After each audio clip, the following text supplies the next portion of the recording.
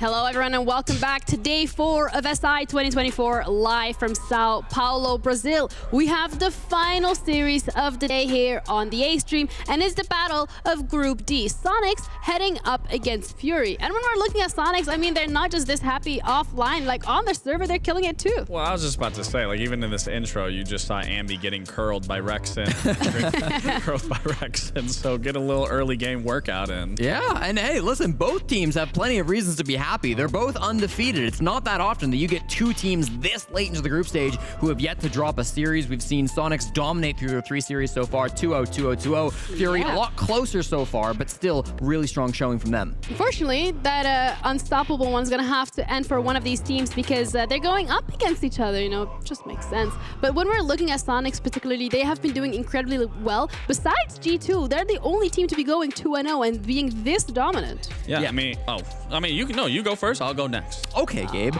The thing about Soniqs, and something that I think Jack said in the green room, or perhaps that was someone else, games are really won on their attacks in this meta, right? We're seeing a ton of teams really come to fruition when they're winning on that attacking half. Soniqs have the highest attacking win rate of any team at the event so far, 57%, really crushing it in that stat line. So I'm hoping we see more of those strong attacks come through. We've talked time and time again about how difficult it can be, but Soniqs have somehow managed to find really clean ways to get in, find those pushes, clear out the roam game as well, and make those executes happen. Well, and some people question, you know, after getting rid of Gunnar and now bringing Ambi, what's that going to look like? And in terms of their performance so far at the start of SI, I mean, they've been looking dominant. They've been looking far better than what we saw in Atlanta.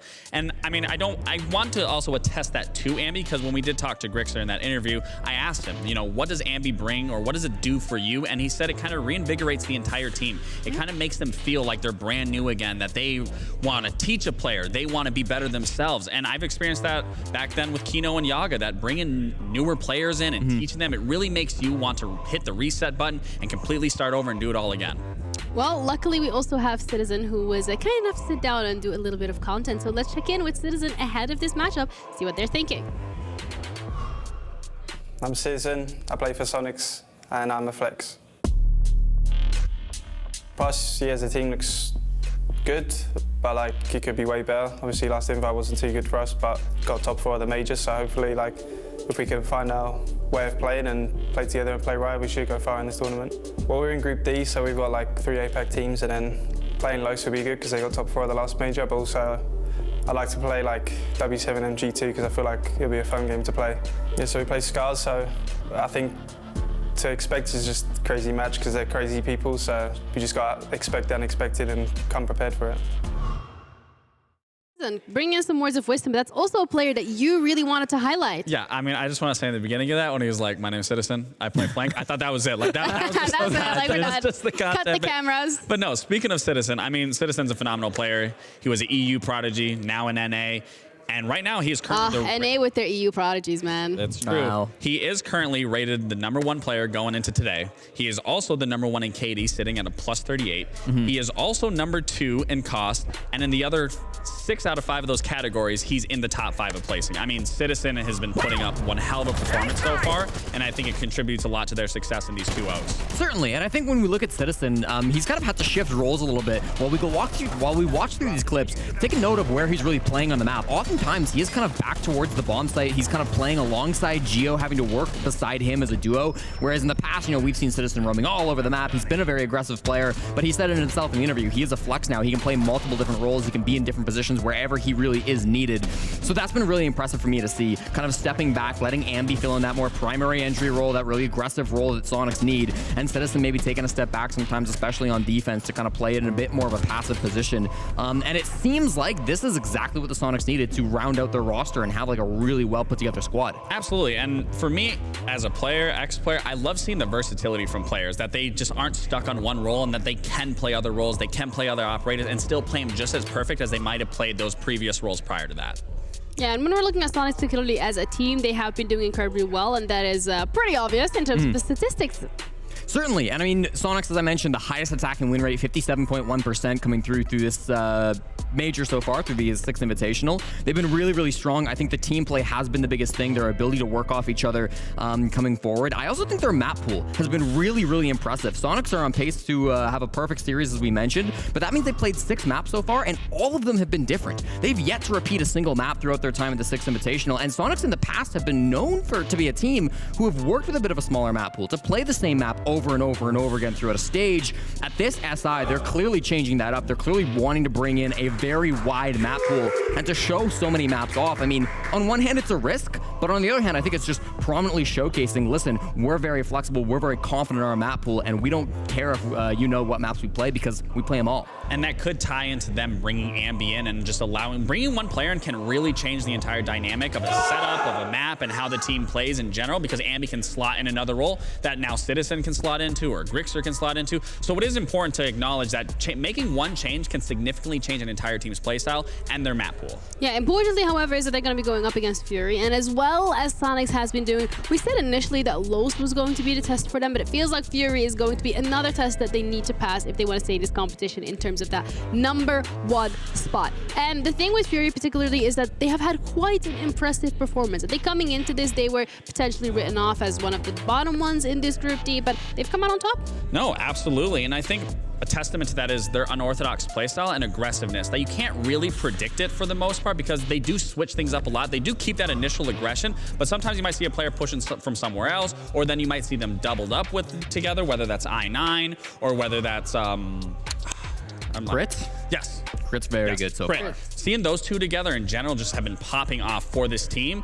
And I really want to see, going into this game specifically against Soniqs, with needing these points, I want to see a group effort from everyone coming into this. Yeah, we talked about the attacks from Soniqs, but when I was watching this team back in Atlanta, I really was impressed with their attacks as well. A lot of very pre-practice, a lot of strategies that they had practiced ahead of time for clearing specific bomb sites, specific power positions on the map. They really have these very well executed and well thought out strategies. Sometimes you think you have stereotypes of the APAC region, it's kind of messy and it's kind of all over the place. Not with these guys. Their attacks have been really focused and really well put together. I'm hoping we see more of that against Soniqs, because this will be, while they are undefeated so far, this will be their biggest test by far, because their 2 wins so far, Falcons and then Scars. Yeah, and they still have to go up against Los as well tomorrow, so they need to get these points in while they can. But when it comes to Fury, we also had a check-in with them ahead of SI, so let's check in and see what they had to say. I'm Lycolis, playing for Fury. My role is to play a hard breacher on attack, and on defense, I try to play any ops that can make it rotate inside. Coming to SI, of course, it's like nervous and excited at the same time. I don't think much about like how we face our opponent in our group. I believe we all coach have like high chance to going to the next phase, because we are not in the group of death. We're playing against Falcon on the first day. We never played with them before, but just from looking at them, they're like dangerous team, I think. We didn't think much about it. We just practice and play our games, focus on each match. So I would say we didn't prepare anything special for all the team. We just prepare the same for every team on each match. Preparing the same for every single team. So far, that's paid off really well. They have to go up against Soniqs, but with the stats that they currently have in their pockets, it's not looking unlikely. Certainly not. I mean, this has been a team who have really impressed. We see a lot of their stats coming up now. One stat we're not looking at the moment is their conversion rate. Yeah. 82% on attack, 82% on defense. When Fury get the opening pick, they've done a really good job through these first 2 games of locking that round down, of converting the round after that, being able to find more and more picks off of that, not getting traded when they get that opening pick. So, I mean, Fury, they're a well put together team, and if Soniqs are underestimating them, it's going to be a big challenge. And that's something that I love that you brought up. That's something I really want to pay attention to with this team now that they are going to be challenging a team as of Soniqs, is to seeing if they can get those initial picks at the start of a round, and then even whether that's happening to them, getting the trades back. Because like you were saying, if Soniqs are sleeping on that, you're already making a mistake there, because these guys have been on top of it from the get-go, even if the games have been going to. Yeah, and when we were looking initially at the roster in terms of players that we wanted to highlight, it was really I1 and Crit that were popping up. But then we also have highlighted a couple of players from the side of Soniqs. We spoke about Citizens, spoke about Ambi and how that has been. So when it comes to these 4 players in terms of what they could all bring to the server, what is the reliability of Soniqs on their individual players showing up, and how likely is it from Fury's side of things to have their players show up? I mean, I think Soniqs are going to show up, right? This is a team that go into every matchup respecting their opponents. They've been a top team in not just North America, but the world. They're going to be on their game. They're not going to be scared or choking against a team like Fury. For Fury, I'm a little bit less confident, right? Guys like I9, guys like CritJ, you know, they've had rough games, rough tournaments in the past, especially on those big stages. This is the first Six Invitational for the majority of Fury, but for I9, he's been around the block a couple of times. Sometimes he's looked really good, sometimes he hasn't. So I'm hoping we see the full potential of them. Crit currently has the 4th highest KD of any player at this tournament, so we know that he has the ability to pop off, but it's a high-stress game, and now is when they need it more than ever. Yeah, and we already talked about Soniqs and how they're comfortable playing every single map, so I think this one, particularly for the side of Fury, is going to be a difficult one. We're going to be starting on a club.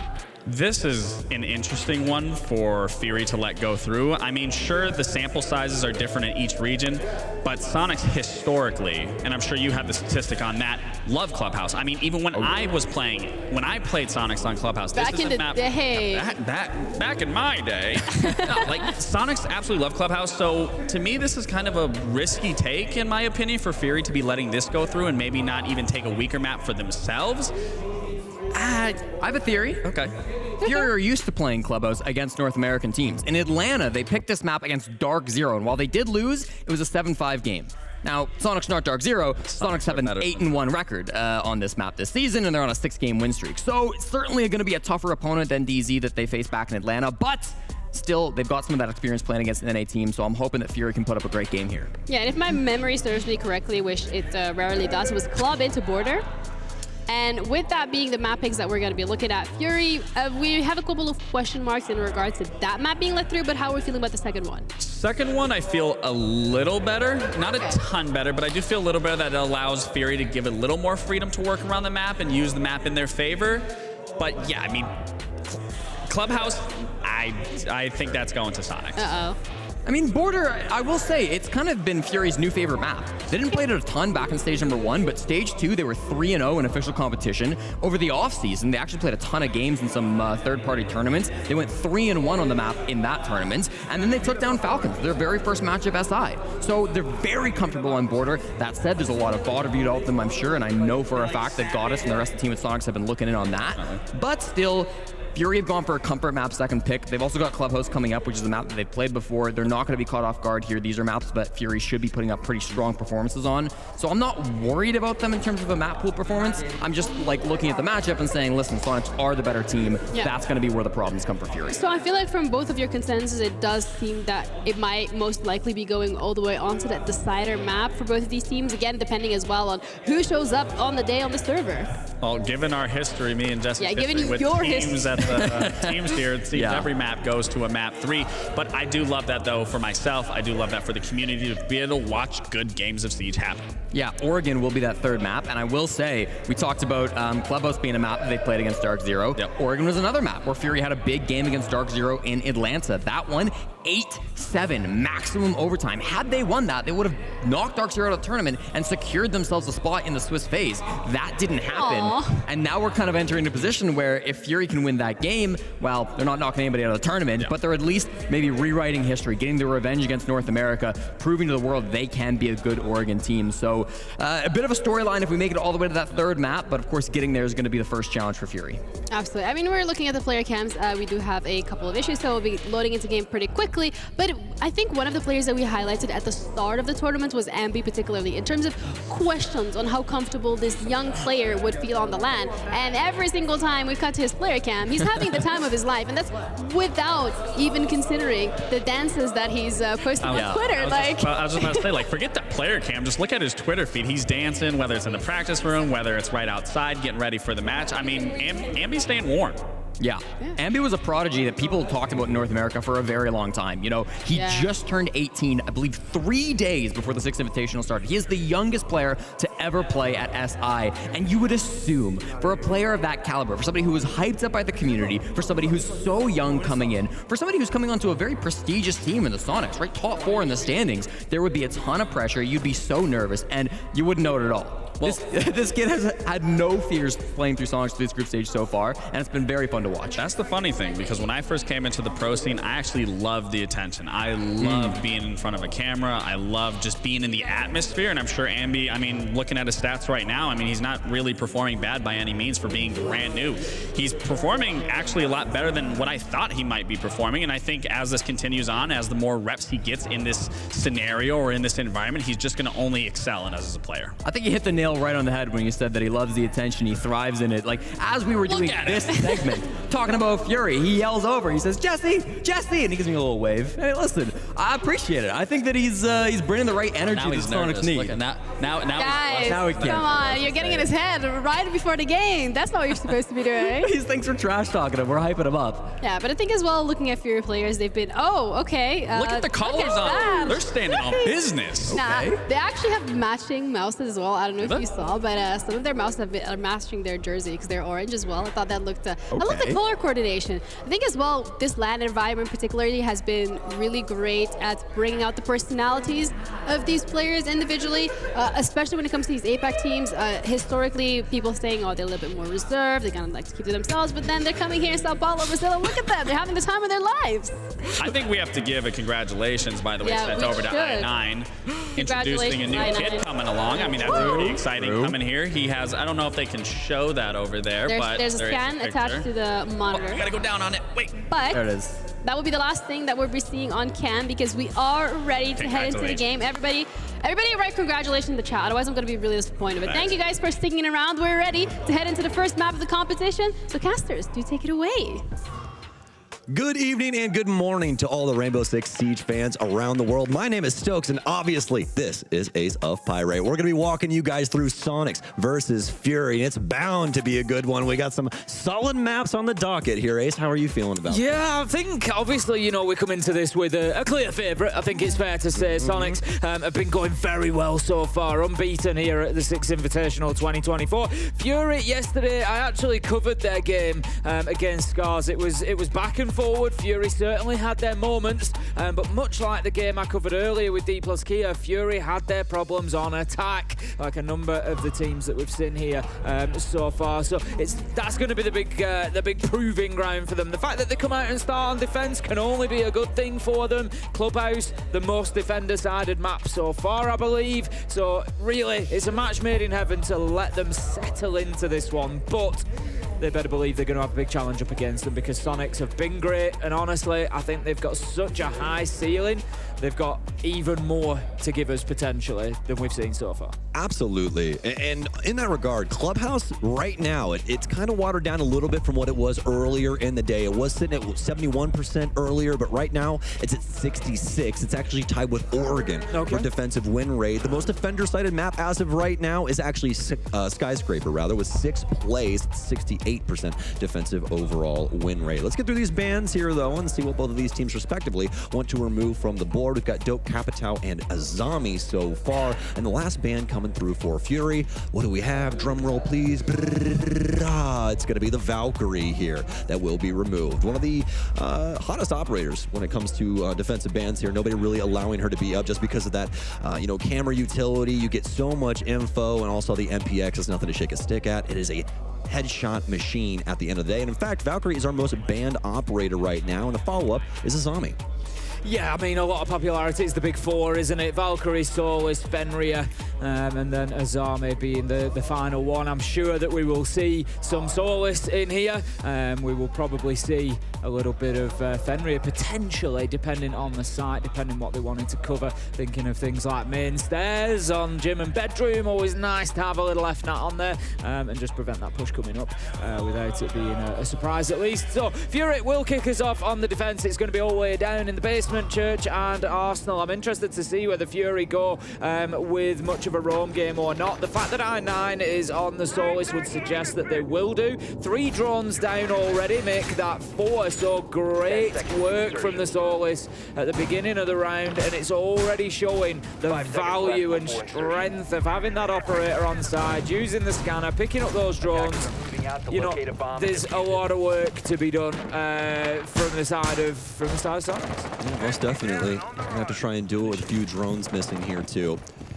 Looks like it's actually going to be 2 that ended up missing there. Sometimes that HUD does get a little... Reappeared, I think a little HUD wink. Yeah, yes, a little hoodwink there in the prep phase. It does that every once in a while, but looks like we're only going to have 2. But still, you don't even want to lose those 2 drones in the first initial parts of the round. But really difficult when you have 9 playing on the Solace. Soniqs, so they're moving very, very quickly here. Wow. Fritzer's already taking quite a bit of damage, actually, and they're transitioning down main stairs. Legolas will take down Andy. They'll be able to find the Solace here. Nice little trade there, but Fury, they're fighting fire with fire on this aggression. Soniqs trying to move their way in towards Moto. Grixer is going to take a pretty serious shot to his chest, and he's going to go down already. Rexon will take 1. It's a 1 versus 3 for him.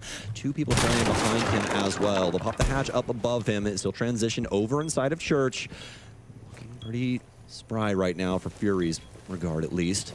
They're able to quickly dispatch Soniqs as they wanted to limit test them immediately here in round 1. Yeah, Fury just going to hold their angles now. They're sensible. They know they don't need to peek this. And as he moves across into the line of sight of BG Man, it is just a case of clicking mouse. 1 job done, and that is Fury standing up very well. Like you say, that's the Soniqs going in, trying to send a message. What can we get away with here? How are you going to stand up to us pushing you? And Fury have given the only answer that they needed to, and that was, you ain't going to get away with it that easily. So Soniqs will no doubt already have been prepared for that. They'll come in with a slightly different approach in round 2, I would expect. But Fury at least have sort of stood up to that early attempt. Most definitely. Very well done from them.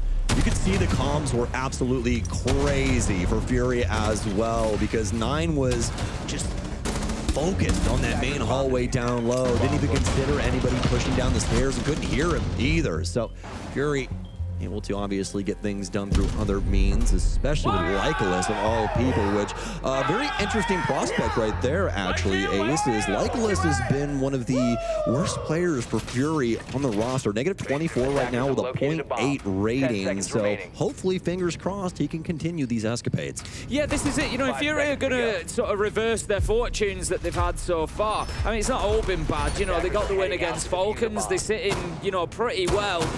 You know, they managed to turn the result out against Scars. You know, when I say that, I'm looking more specifically at the performances and how they're going to get anything out of the Soniqs here today. You know, they're well positioned in the group, they're going well, but if they're going to keep going, they're going to have to start ironing out those mistakes. You know, ultimately, yes, they've had a good couple of results, I won't take that away from them, but they've come against the Falcons and Scars, who, no disrespect to them, they've been good teams, they've shown us good performances, but equally, they're not the Soniqs, they're not SSG, they're not W7M, they're not these very top teams that you're going to have to go up against. So Fury, it's the perfect opportunity now for them to start raising the bar, start elevating the game a little bit, and that first round is showing us at least that that is possible.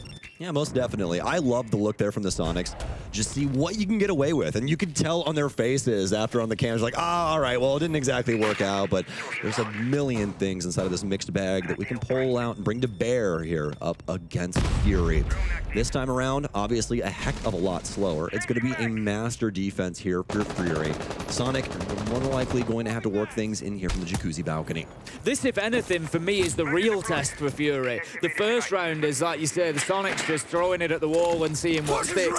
This is now the Soniqs playing seriously and bringing the proper plans, you know, bringing the real game in, and that's where the true test for Fury is going to come. They've stood up well so far, but round 2 is going to be important now. Then I like that little use of the impact nade through the map hole that had been opened up, just to allow that charge to be taken off. That's 2 extra thermics gone. Selmas will go on. They will be able to detonate this time, but that's a lot of utility gone. Yeah, you really want that wall to explode with the exothermic rather than the Selmas, simply because you have to crouch through those things, or if, you know, they're not placed properly, sometimes you have to hop. Oh, when you're inside the bar, Ace. The drone sees him, and the challenge is going to come from Bar I9. Has to win this, really. Takes a few pot shots through the wall there. I'm wondering if the Finker boost is going to come in. I think Ambe doesn't dare press the button at the minute, and he's just waiting for it to recharge, but he's going to send in the nades for the time being, just trying to get that look around, and it's I9 ultimately that comes away with it, and that's a big opener for Fury. This is really difficult for Soniqs right now. They have to get on this gas pedal, and they will. 30 seconds remain now, but the case is down after somebody rotates up main. It's going to be 9 as he takes down Geo. It's traded by Rex, and it's a 2 versus 2. And Soniqs, they've done enough to try and make this round at least feasible. Crit, some very nice shots. One of our top players here right now at the tournament, I believe in 3rd place with a 1.3 rating, and Lycolis will assist. Fury, 2 rounds in a row on this defense on Clubhouse. As I said earlier, attack has been the problem area that I've seen for Fury when watching them against Scars yesterday. So a good start like this is imperative for them. Get as many rounds as they can on the board, on the defense. They're on Clubhouse because it is not going to be easy for them in the second half. I think the Soniqs just, starting to have those chats a little bit that maybe this isn't going to be as straightforward as maybe we had hoped. I9 doing a great job on the roam there. Ambi, we spoke before the stream, you and I, Sam, and we said, how many of those entry engagements Ambi has been involved in, 29 before this even started. He fears no man, he will go in and take the fights, but so far, 2 rounds, 2 entry deaths, is not putting Soniqs into the sort of best foot forward realms, really. Yeah, absolutely. He's got a solid youth around him, right? I mean, he's just not caring. He's here to play the game, Ace, and it's honestly beautiful. It's just like in any sport, when that rookie comes in, you're like, oh man, this guy's got some magic around him. Just no respect. Exactly. They just come in, they're not going to respect anybody, they're not going to fear anybody.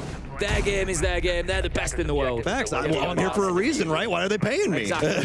That's the attitude, and I love it. Same here. Fury. Around the carousel we go here on Clubhouse. Beauty of this map is that actually all of the sites have found quite a bit of success, even the one that we all hate as commentators, Bar Stage. Obviously, with the Clubhouse rework a while ago, it's gotten a little bit more feasible to play, but it's still only seen 2 plays so far. It does have a 100% win rate, though.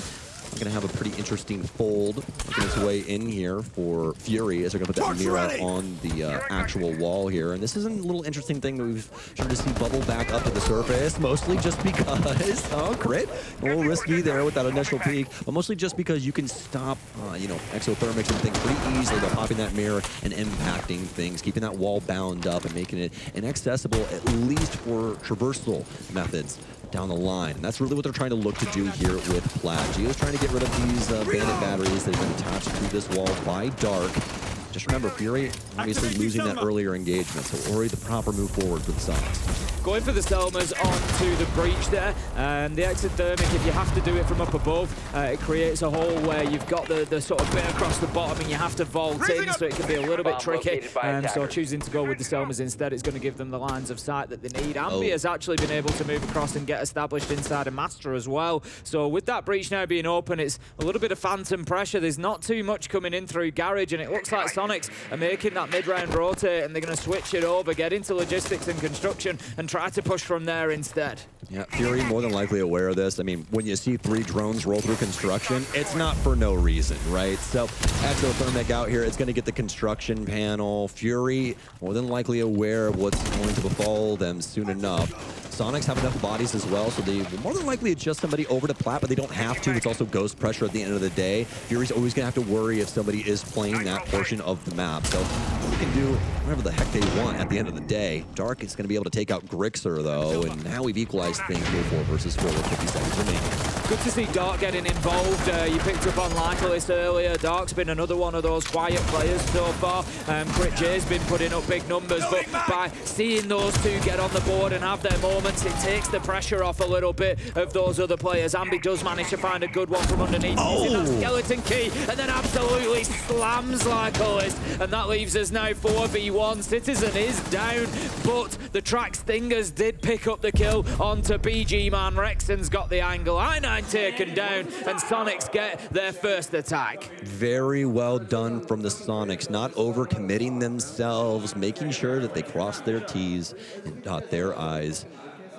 Very well done, especially with those... Dot their I-9s. Dot their I-9s, my friend, indeed. And yes, Soniqs able to make some big sweeping engagements go their way there, especially with a few of the things that we saw from Ambi down low. I especially enjoyed the fact that they brought the skeleton key to try and abuse some of the players inside of Cache. It's something that we've seen time and time again, but still finds great success. And what a shot, actually, here from Grixer, able to just play things out under that door, little cheeky spot that's used very often here on Clubhouse. Not even at a professional level. At every single level of the game, somebody will more than likely be laying on that door waiting for somebody to try and cross stock. A nice find there from the entire team, but especially from Ambi on that double as he did a little just, discovering himself there inside of Lounge and found that kill completely under his own volition. And it's a dangerous thing there for Fury. You've had Ambi who got taken out within the first 30 seconds of round 1 and round 2. He's now played his full round. He's got a couple of kills. He can start feeling himself. He'll have that confidence building, and he's a dangerous player for Soniqs to be able to activate and get into the game like that. So Fury, they really could do with paying a bit of attention to that. It's difficult when you're on the attack to maybe single out individuals because you don't know where they're going to be coming from. Those are the defense. You're sort of working around it. You just got to let them come to you. But if they can recognize that, if they can sort of focus, if they've got any VOD information that suggests those routes that Ambi might use, get him shut down, keep him out of the game, keep the pressure on him. Yeah, and that's really what you want. If you can set a precedent, especially for some of these younger players, might be able to start winning that mental warfare. But that's the one thing about the Soniqs. They have had a very resilient roster for some time, and especially when they're playing well, I mean, there's no rhyme or reason to why they should start getting frustrated. Ambi's going to start working his way up inside of the big garage here. Has to worry about Oil Pit. You saw him considering it for just a second, but nobody home from Fury. And we're walking up for just that split moment, but decided to back off just instead. Soniqs now with a little bit of control over here inside of Big Garage. Obviously, they are going to be dealing with things all the way downstairs, so this is going to be a pretty interesting prospect for them as they attempt to clear this full map. I9's got a tough situation coming up here because he's pinched in between two players. He's got Ambi on one side and he's got Rexon moving in from the other. There's not really going to be any way for him to get back. Ambi comes through and it should have been an easy kill, but no, he does get it. I9 it was who picked up Rexon. I thought he'd managed to swing on Ambi for a second, but the Nitro takes down Rexon, and that's not the worst result for I9 realistically. He's taken out the Buck, and that is going to cost a lot of verticality for Soniqs. Yeah, it's such an important piece to the offensive puzzle as Buck nowadays, especially with frag grenades kind of out the window in comparison to what they were capable of just months ago. So definitely going to be looking to Buck to try and rip up floorboards and that kind of stuff and assist from a bit of verticality, but fortunately enough, this time around doesn't have to worry too much. You're going to put the Selma down here and try and get the hatch open. Ambi for a double thus far, so he'll take down Legolas as well. Ambi going to be working things here from blue. He likes to have the exothermics to get the bar hatch open. Gio's going to be sending the drones in. 50 seconds left to go. Plenty of time for Church and Arsenal if the work is going on to open hatches up, which we can hear as well. So that shouldn't be too much of an issue for them. Citizen is going to work his way down, just clear out a couple of those Goomans, give the opportunity for somebody to move down main should they want to as the round progresses. That time is getting to the point where they need to start thinking about it here. 30 seconds left to go. Soniqs not quite in a position yet to be able to drop and get this diffuser down. Gio is in position, but they still really need to force this player out of boxes and start to apply that pressure inside. You've got Dark and BG Man both doubled up, and that is an important kill. Ambi just picking up Dark, and then Citizen onto BG Man. That opens everything up, but Gio gets taken on the drop. Doesn't matter, as he's last alive. Citizen takes him down, running through the fire and the flames to cut his man down, and that's going to be Soniqs leveling things up 2-2. 3 from Ambi, 2 from Citizen, and a great round overall from the Soniqs. What else could you want, North American fans? Very well done there. Ambi obviously not able to get the trigger on 9 there the way that he wanted to, and that ends up the result of Rexon dying, but still not really all that big of a deal at the end of the day. They were able to get that dealt with in at least decent timing, I would say. Once they start to transition over towards site, it's about 1:20 while they start to clear things out and get things set up, and obviously you guys saw the result of that. A little low time there, but well within the right of the Soniqs to be able to take, especially with the powerhouse players of Ambi and Citizen going back-to-back in round 4. Going to be heading in round 5 then. Back to Gym and Bedroom. Moving on despite the loss. They did have the option of sticking around for another attempt at Church and Arsenal, but Fury deciding they'll go back to the other site that they won, which was Gym and Bedroom. They did a really good job on that jacuzzi wall. They wasted a lot of the utility with the exothermic charges, etc. So I'd like to see Soniqs maybe do that a little bit cleaner this time. They went in there with the MAV. They gave the opportunity for the impact nades to come through and clear it off, and it really cost them a little bit. So this time, get that a little bit smoother, get that wall cleared off, and don't burn too much utility on it. And Most definitely. And speaking of utility, I mean, look at the Soniqs lineup right now. 3 hard breachers as well as Citizen on the Rotero drones, and 9 flirting with death a little bit, but I respect it. I respect it wholeheartedly. Trying to see if we can get some early influence here and potentially get a big kill. Citizen with a cheeky drone hold there. That's a smart cover. A thing a lot of people think about, especially when it comes to that strip area of the map. Those little drone holes can actually be a big nuisance. I've died to those things in some of the dumbest ways possible, Ace, I promise. It's so frustrating. So. We can see Gio just working with the exothermic charges on CCTV wall, looking at construction wall as well. So they'll be down to the Ace and the Maverick to open up Jacuzzi side. The reason that Gio's doing that is they want to force the players out of that area. CCTV and Cash particularly, make them feel like they're pinched and force them back to site, because once the Soniqs have got control of CCTV, they're able then to use that catwalk that's just outside of the windows, look on into site and start applying pressure to the back of Jacuzzi wall. It'll help them get that open, and it just starts to unlock the round a little bit. So we need a little bit more momentum from the Soniqs here. We're a minute 20 in. They're not quite established inside of the map yet, and we've still got players. I say that, I'm just looking at our top down on the side. They have managed to force Cash clear. Construction is next. I9's still in there. Once they get that out of the way, then it'll be job done. We do have 9 still lurking around. I want to see he's over inside of Sonic. Yes, he is. Right inside of the bar double here. That could be a pretty interesting fold later on down the line. Well, that's actually going to be coming pretty quickly. Only got a minute and 10 seconds left inside of this round, but some nice angles built up from the Soniqs. Practically everything you would want for a Master Assault. Nitro cell out. Potentially getting rid of some Claymores, but no, not even that. It's actually going to, I believe, land on the windowsill. Doesn't achieve too much for him. And now Rexen seen if a single Fury member wants to try and take a crack at this window swing.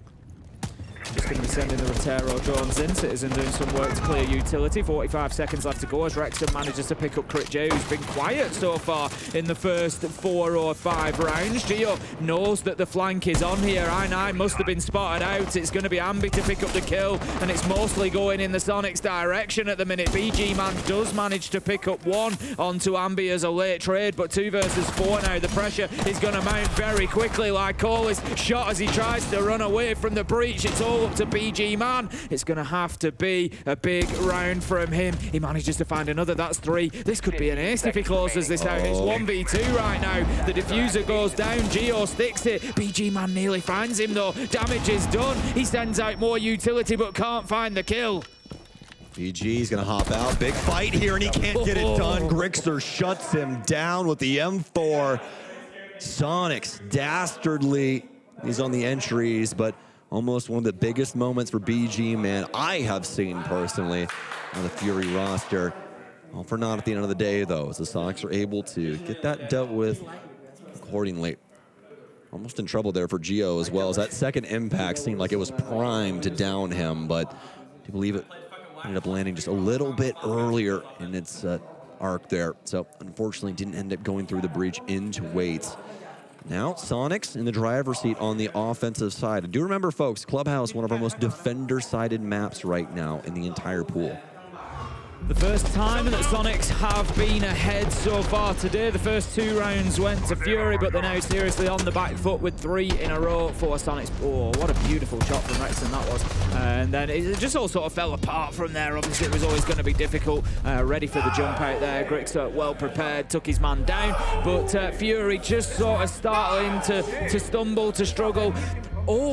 Everything they're trying to do away from site just isn't really working anymore. They were forced out of Cash and CCTV quite quickly then. I9 tries to come up on the flank. Ambi's there ready and waiting for it. Gets him shut down. So Soniqs basically just had the run of it. They had him corralled back into site very, very quickly. And it was sort of similar on the previous round as well. The extension on the top floor. I9 got picked up on the cap can, taken down. The Soniqs are going in. They're using the drones well. They're recognizing what Fury are doing. They're pushing them quickly and they're closing them down, and they're just removing any sort of extension that they're trying to make to these defenses very, very quickly. So it's leaving Fury playing in such a small portion of the map, and it's really impressive stuff from the Soniqs over the last couple of rounds. Yeah, absolutely. Once the Soniqs get set up, they seem indomitable, and Fury really hasn't had anything to be able to try and change that fade up. So we'll see if there's some potential in this last round of their defense. But I totally agree with you, especially from Nine's perspective. He really hasn't been able to achieve too much on these roams. homes. It's constantly been Soniqs setting things up and awaiting his arrival and more than likely slaying him in the process. And so kicking things off. We saw that in the last round there for Ambi as he was the one to take him down dark. He has a good timing. He'll be able to get that first helmet.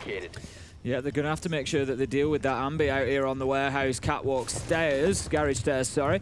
If they go for it now, it's going to be so easy. They have absolutely no idea. Even with the default cam up, they don't know. Stokes, Ambi gets an absolute freebie. It will open up CCTV as well. Likely force them back out of cash, which has already happened. They've given that up. And I9's playing in the same position as he was before, down on stage. The flank didn't work last time. It's not likely to work this time. One difference, though. He is pulsed this time, and that is a very key thing, as well as they have killed citizens. So game plan here working swimmingly, I would say. I do like the difference maker there because I definitely agree with you, but with the cardiac sensor being there now and being able to read things out, oh my gosh, crits. Nine just called this man on the balcony. What are we making this rotation for? We just give him the 3 versus 3.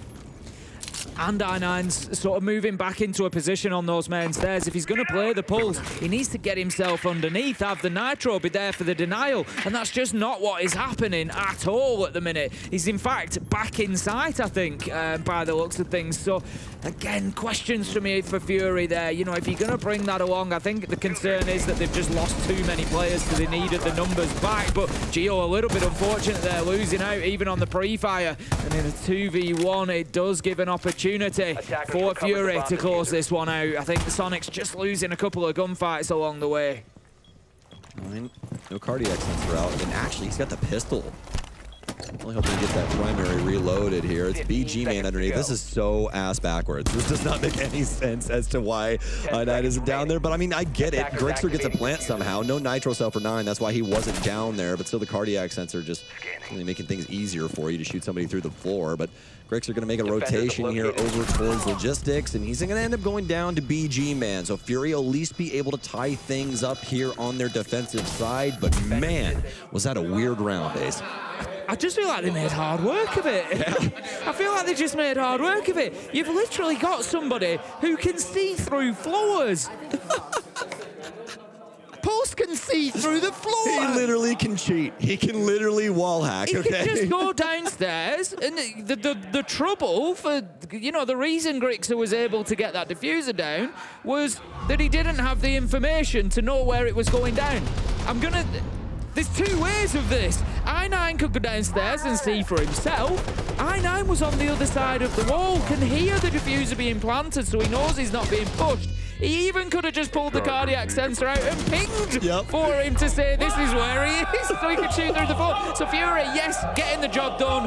Good on them. Well done.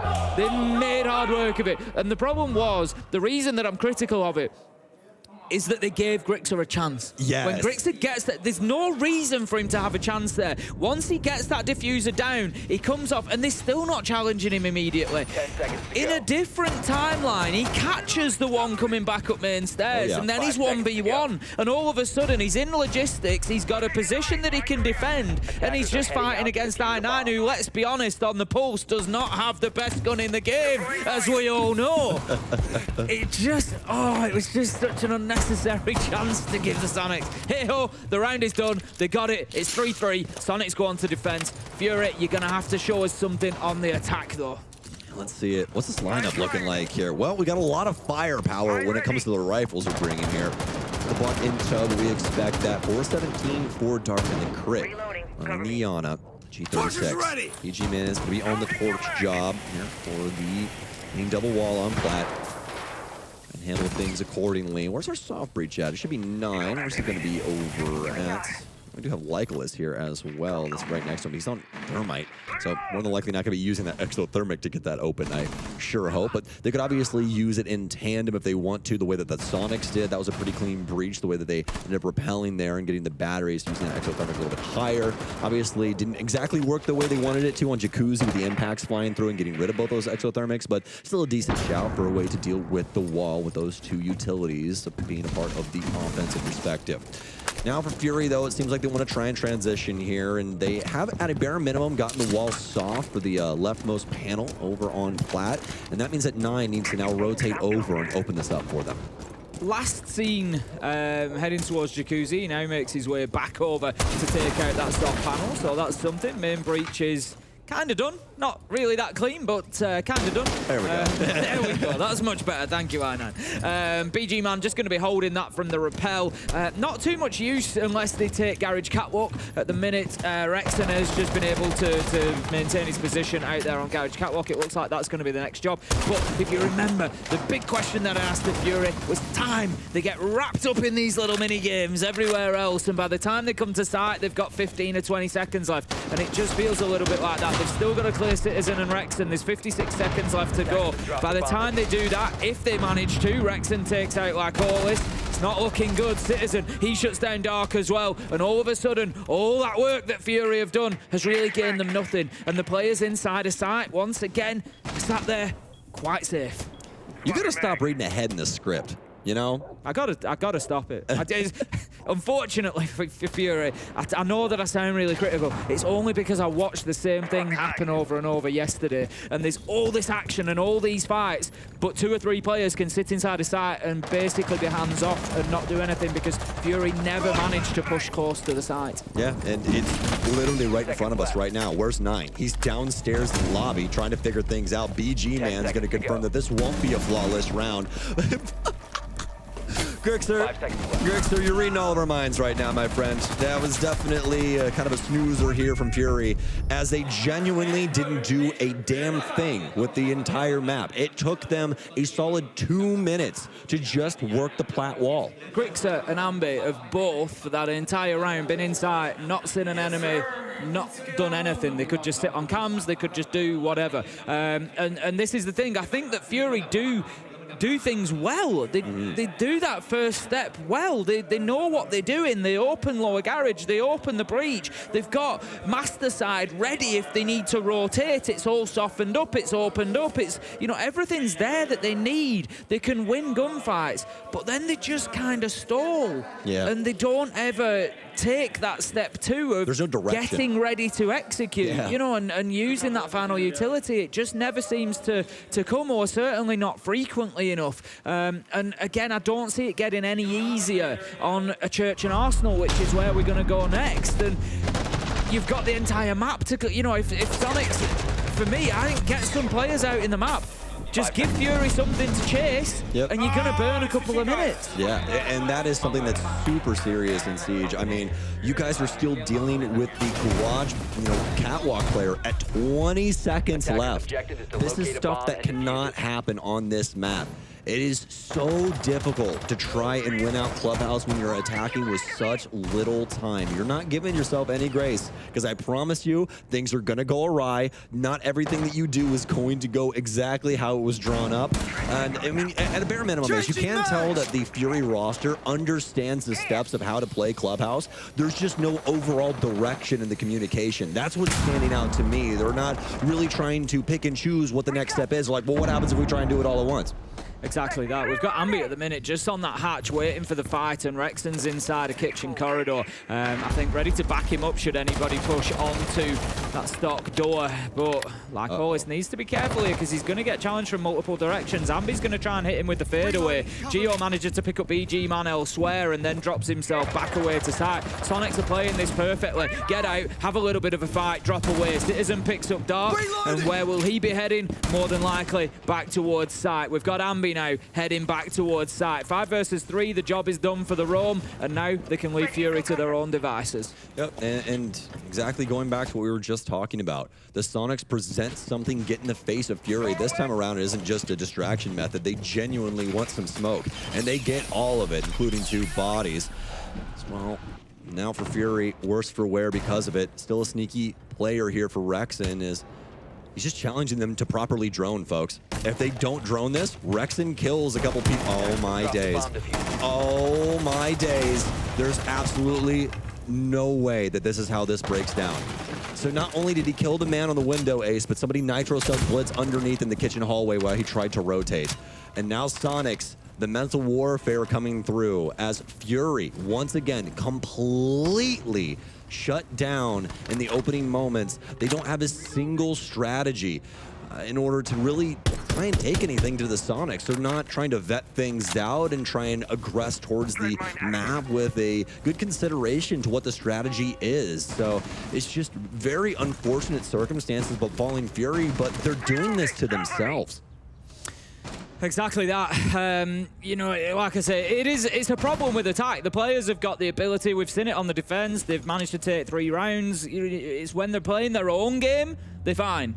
When they've got to play somebody else's, that's when the difficulty comes in. You know, when they've got to solve those problems, play those little mini games, clear out, you know, and sometimes, I said it yesterday, I'd like to see a couple of rounds where as attackers maybe they just actually go route 1, direct into site, forget all that other stuff that we're getting swamped with. And I know you're going to be sat there going, Ace, they'll get hit on the flank, they'll get this, they'll get that, and yes, they might, but just have a go at it. Just get in there. We saw it earlier on today in the game with D plus Kia. They have the same problem. They get swamped and stall out in the attacking rounds, and it was on bank. And as soon as they went up to that top floor site and they were able to just play on the windows and play directly into site, they got the job done and they won the round. And I sort of feel that for Fury. I feel like, you know, wherever there's a possibility, maybe for a Church and Arsenal, just get yourself, keep it simple, get down Dirt Tunnel, get Kitchen Hatch. You need to get a minimum amount of the map, then just hold on to Kitchen, somebody from Chains watching down to stop the push coming across from main stairs, and just try to pressure directly onto site. And you might still lose, but at least you're making those site players think. At least you know, having that opportunity. I mean, look at these replays here.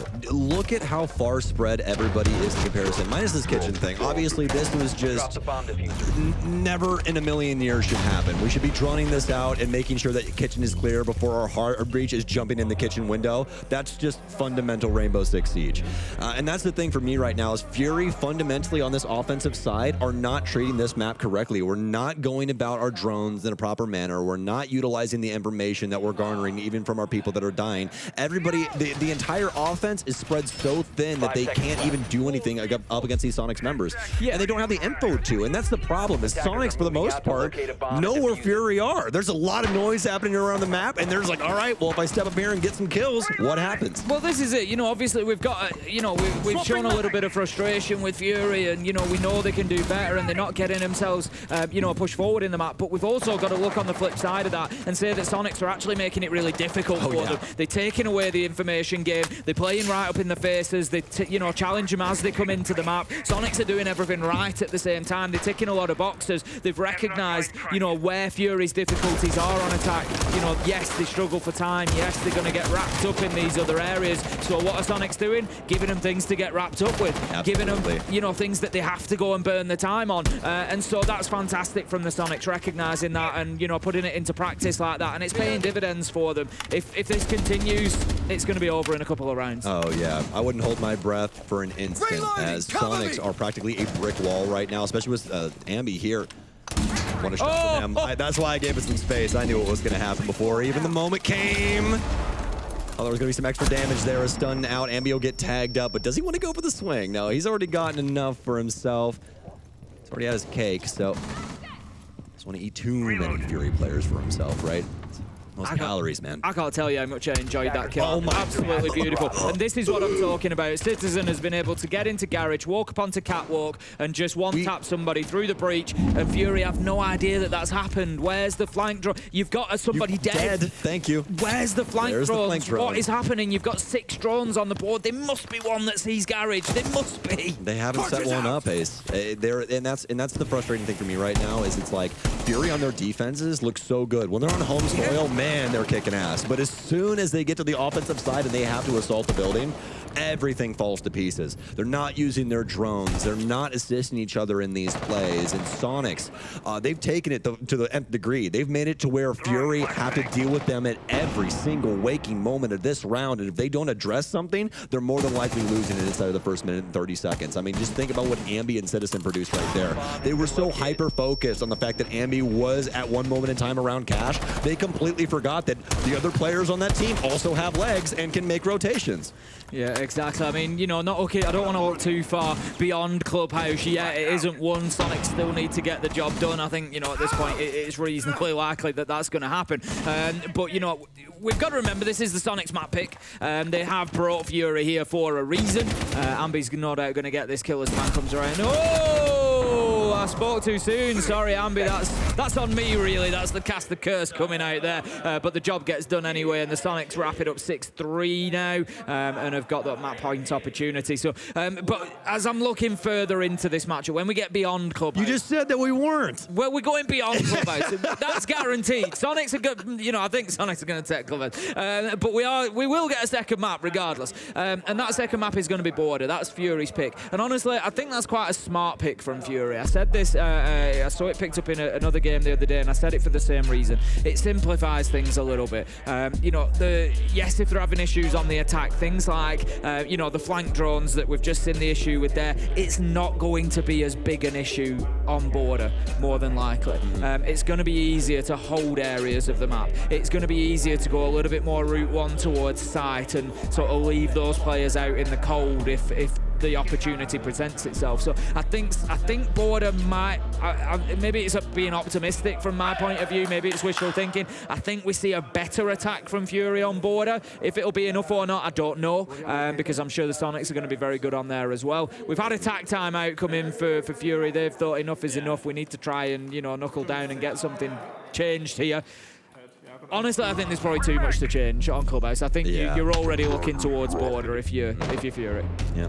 I know what a couple of you are thinking. Well, you know, Citizen was playing Solus, so potentially he shot that flank drone. But folks, if there was a flank drone there and then there wasn't a flank drone there, I wonder what's happening, Ace. I really wonder what's happening. Somebody might have shot that flank drone out. Maybe they're on the flank. Oh, by God. Who would have guessed? Yeah. It's going to be Soniqs, though, as they roll things over to CCTV. I do believe still, just by my own, you know, regard, the best site, but we're gonna check things out here. Yeah, Cash CCTV, 75% defensive win rate with 28 plays. A lot of people really favoring things on Church and Master, and both of those have some pretty good win rates in and of themselves. Yeah, it's not going to be easy. It's not going to be easy for Fury. They are yet to secure an attack. It's 3 rounds in a row now for Soniqs, and this one could wrap it up and get the map one on the board. Unbeaten so far in the group. This could top it off. The Soniqs not playing tomorrow. This is their final game, I believe, number 4. And, well, what a performance it will have been in groups if they can come in and give it a clean sweep. I'm sure they'll be absolutely ecstatic with that. And as I said earlier on, this is the time in the tournament for teams to start growing. You know, if you want your bad days, have them on day 1, day 2. Now you want to be carrying good form into the playoffs, and I think it's very fair to say that that's what the Soniqs are going to be doing. Absolutely. And speaking of good form, I mean, look at Ambi right now. 2.0 KD, 6 assists to his name as well. I mean, this kid is electric. Every single time that I get to see him play, man, so very impressive. Rexton quietly going about his business. Oh, yeah. 11 and 5. You know, we've not had too much call to sort of, they've not been flashy, they've not been the big moments, but they've been essential kills coming in from Rexton. You know, a lot of, man. Yeah, a lot of the early kills coming in and really giving his team the advantage. Oh, I love it. What a play, what a combo here from the Soniqs. And Fury, where is the respect? They've had their foot on your neck this entire defensive half. On a bit of oxygen, nothing able to make it to this corpse of Fury. Put him on life support right now here on Clubhouse with that move, as Lycolis and BG Man are both going to go down, and that is all of the hard breach dead and gone, folks. Impact out towards Dark, and Dark will send some shots down range, but that's just a telltale sign that he's in the area. I think Citizens probably just won the map there with the nice run out. It was just a beautiful combo as well.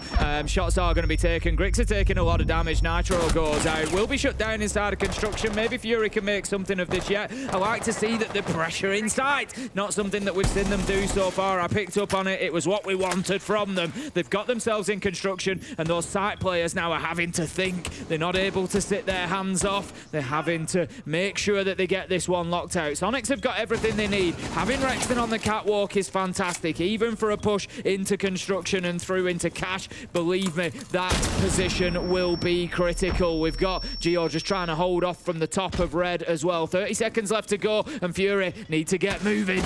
Yes, they do. As you said, that garage portion is going to be critical. It's a beautiful cross that you can hold from right there, and it's going to be the supporting angle that Gio needs as he takes these gunfights. Flashes out. It's not going to get him. He's got Ambi down low to hold things down for him inside of Lounge as well, as he'll try and re-aggress. Fury's gotten some space, but not the kills, though. Gio's too dang good in the moment. He'll be able to at least burn one alive, down to I9 and Crit, though, but now it's just down to Crit. He'll be able to at least find Gio, but now they know exactly where he is. He's on low HP, no case, no face. That's exactly what is going to go down. Defensive one round by Soniqs. And what a game from them. What a map. And something that, I mean, if you look at the pool, Fury more than likely really risking it, allowing this through. Yeah, I think so. Ultimately, they're going to be just looking towards border. They've got to forget about Clubhouse. Soniqs giving them a bit of a masterclass there, especially on the defense. Great interplay within them as a team. Great cover for each other, opening up barricades for Citizen to run out. He gets a double. Fantastic stuff. Yeah, most definitely. Very straightforward game for the Soniqs. I really love that as they got more and more comfortable with what Fury were going to do, or the lack of the moves that they were going to make, they just continued to press harder and harder on that accelerator to just see potentially what they could get. A lot more creativity and all those kind of things. I mean, especially going all the way back to round one where they actually just threw it at the wall and hope that it stuck. Hey, pretty awesome game. But that's going to be map one for us, folks. We're going to toss you on over to the B stream where M80 and Bleed are playing some Rainbow Six Siege. Especially now that we don't have the man advantage, but also if we back out, what are we going to do? There's just so much uncertainty from Bleed in that round that really started once that guy with the diffuser fell. I wonder if it comes down to the intel game, because we saw it back on console. Their use of drones was very passive. Yes, they had a lot alive, but hadn't really committed them in towards the site. And I saw there for a second, 6 drones were gone. They had been seeking information, but I'm not sure if it was hesitance from the Blitz that there might be someone on rotate to his left as well as the freezer player. They just didn't seem to have knowledge that then informed confidence for them to make the play. And again, by the time you slowed things down, the 2 roamers from M80 are back on site. They've retaken lost ground, and suddenly Bleed are like, well, it's basically now a normal round for us to play out. You've lost your advantage. The element of surprise that, you know, caught them off guard to begin with was no longer a thing. And yeah, I'm still quite perplexed. Probably what's even more perplexing for those who didn't see it or hear about it, that was M80's timeout. Yes, they won the round. Clearly not too happy with how things have played. They felt they got caught a little bit off guard there in round 3. And how the first 2 rounds went, still one of those 45 seconds to reset and take stock once more. I think is perfectly acceptable, especially when Bleed already do have 2 rounds on the attack on one of the most defender-sided maps at the tournament. Not the most, as Sky and Club. Club's still weirdly at the top of that list, but Oregon's still a very, very strong map for the defensive side. So with Bleed already at their attacks, M80 definitely need to start running up the score for them. They want to try and get that 4-2 half, especially now that we're going to the tertiary site. M80 have won basement. They did not go back to dorms, so they decided to split the difference and go to meeting. Oven, with some intel on a player, positioned around split, walks into classroom, destroys some barbed wire, and they are very clearly gunning for an execute that will end at the split wall. They've already destroyed the mute. They're already opening it up, so credit where credit's due. Bleed in different fashion in the last round, but still taking things very quickly. Yeah, at least got some control of the map, which is the important part. And as you say, that split wall, I think we first saw when Aragon had its rework. I want to say it was proper old school Team Secret that were one of the first I ever saw to push in through Garage, open up that wall, get a plant down, and just completely catch their opponents by surprise. Yogg, freebie, Asfi's demise continues to follow. 2 and 10 last map, and now 1 and 4. He's having an absolute stinker. Definitely not great, but I will say if you are going for that split execute, the more important hard breacher is that ace to open up that wall. So losing out on the hard breaching for Asfi is not great, but you can still do it depending on what you... Wow. Well, so one thing that is a lot more difficult to make this execute work with is a lack of out of control. I thought for a second he was about to run up big tower stairs there, past the drone that had just ran in front of him, but thank God he did not. The Dokkaebi call is giving intel to some of those Bleed attackers. Turd will drop down, likely to maybe hunt Yaga, who's moved down into the depths, but it's another situation where M80 have full control of the map. Really, Turd does find him, so that's good. There is one player currently sitting up isolated on the top floor, Spoit. Only one player from Bleed, I believe, Hoven, in a position to deal with them. So in this final minute, Bleed need to take some time and figure out what they want to do, because in a 3v4 and having the split take not working so far, Spoit still being upstairs, there's a lot M80 have to work with. M80 are giving a lot of ground here and just letting him go in for a plant. They've got no vertical cover as well. They could try and retake it from Hoven, but they'll be able to stick this, and I feel like Surely not. giving away a bit of a freebie. Like, were they expecting a kitchen hit or what? Because no one was around, no one was challenging long angles, no one. In fact, Spoit was on top floor and could have challenged into Hoven, but let him get away with that. I mean, the blessing is there's 4 players and M80 left alive. They can push in, they can take these gunfights, as we'll now see Gomez do. Retaking this hatch is crucial, and it shouldn't be a problem, but it still feels like Bleed have pulled a bit of a fast one here. Indeed, Hoven goes down. Turd now has to 1v4 with everyone having an idea he's in big tower. There goes one. Gotta go. Iconics are sticking it. He's got to go. You're going to take a fight. You're going to sit behind the gas. You're going to run into Gomez. A lot of different options. But instead, M80 win the round on the defuse. I was very confused because I'm sitting here thinking, all right, Bleed will have to figure some things out, you know, rethink their approach, and they did. I just didn't expect them to come to the conclusion 5 seconds after they got into this sort of in-between state in the round. They just walk in, plant on the meeting wall, but again, it's a 3v4. All they have is 2 players on the backside and 1 player controlling the hatch. It's a very easy retake for M80, who, sure, maybe sometimes the plans for M80 in these games haven't really worked, but this is a pretty easy call to make. Oregon's one of the oldest maps we have, even after the rework years and years ago. If somebody plants stage, what's the first thing you need to do? Retake the attic hatch. And even M80, who've been struggling this tournament, they can make that call and win those trades. Yeah, like I mentioned at the time, I thought Spoit might have been upstairs. I didn't properly see. I'm 90% sure he was upstairs, and I thought we'd see him pull rotate over. Instead, he dropped the hatch to go for a retake with his team, and I was a bit like, oh, okay. And instead, Gomez then chose to go via Armory stairs to the retake, which I guess is equally fine. As long as they get the retake, who cares how it comes right? Just a little bit of a weird plan to go through. M80, though, clearly very confident in their abilities to retake. And they pull it off plenty fine. 2-2 then. So a bit of a bounce back from M80 after what felt like a pretty dismal start, going down 2 in the first couple of rounds. Bleed started strong. Now we've got a game on our hands. Yes, indeed, which I think is joyous to everyone, especially the many, many people who think Bleed have a very, very real shot. Maybe not at topping the group, but definitely securing their spot above last place and into the next phase of the Six Invitational 2024. Moving back up to the dorms bomb site. This is where we did see Bleed get that win previously with a very solid attack, but admittedly a lot of it coming down to Mentalist holding his position on top of the diffuser right in front of the big window, winning 2 different gunfights in that round. But still, before that, I think the control they had, especially, you know, not really from M80 at least, accounting for the security position. There's some stuff that can be improved on for Bleed. But what? His run out was like pretty deep, I'm not going to lie. He was halfway outside the map, and he managed to get the full run out from bottom tower out to Armory window and find his man. Bonkers. Now it's a 3v5. What is going on here? Yeah. What are we cooking? The thing is, I was so ready to praise Bleed and say, yes, good, you're focusing this time on getting inside of Armory. You've got a player playing on front door. You're actively getting someone inside a bedroom and getting rid of the trophy shield. Great. You're giving us something. Why are we sprinting? Why are we sprinting, Mentalist? I don't know what's going on anymore. It started so good. We're backsliding here. We're regressing. Help. We are regressing at lightning speed. Turn on what speed? He's found Iconic at least. Listen. I'm glad this is on the B stream, I won't lie. I feel like I lose my marbles a little bit more, and it's okay. Listen, Dez, it was not a flawless round for M80. No, it wasn't. Welcome back to the A stream, where we apparently don't lose our marbles a little more, as Des just said from that view-in on the B stream. Soniqs secure their own Mapic Clubhouse. And you know what, coming into this, Lax, you were really worried. You're like, Clubhouse, it's a map that they're comfortable on. Why would you take them there? Why would you let it flow? Yeah, I mean, I've had personal experience with Soniqs on Clubhouse. Losing a finals to Soniqs on Clubhouse. They're a dominant team on Clubhouse. So for Fury to let that slip through and then be able to play, like I thought maybe they're going to come in, bring tons of new strats, counter plays. But I will say, like, in the first 2 rounds, they looked phenomenal. Well, I don't want to say phenomenal, but they were playing a good game of Siege, good trade game, getting those 2 rounds. And then immediately after that, 1 is all they got. There's really not much to say besides I think it was just a very poor performance, and overall their fundamentals of Clubhouse were not being demonstrated at all.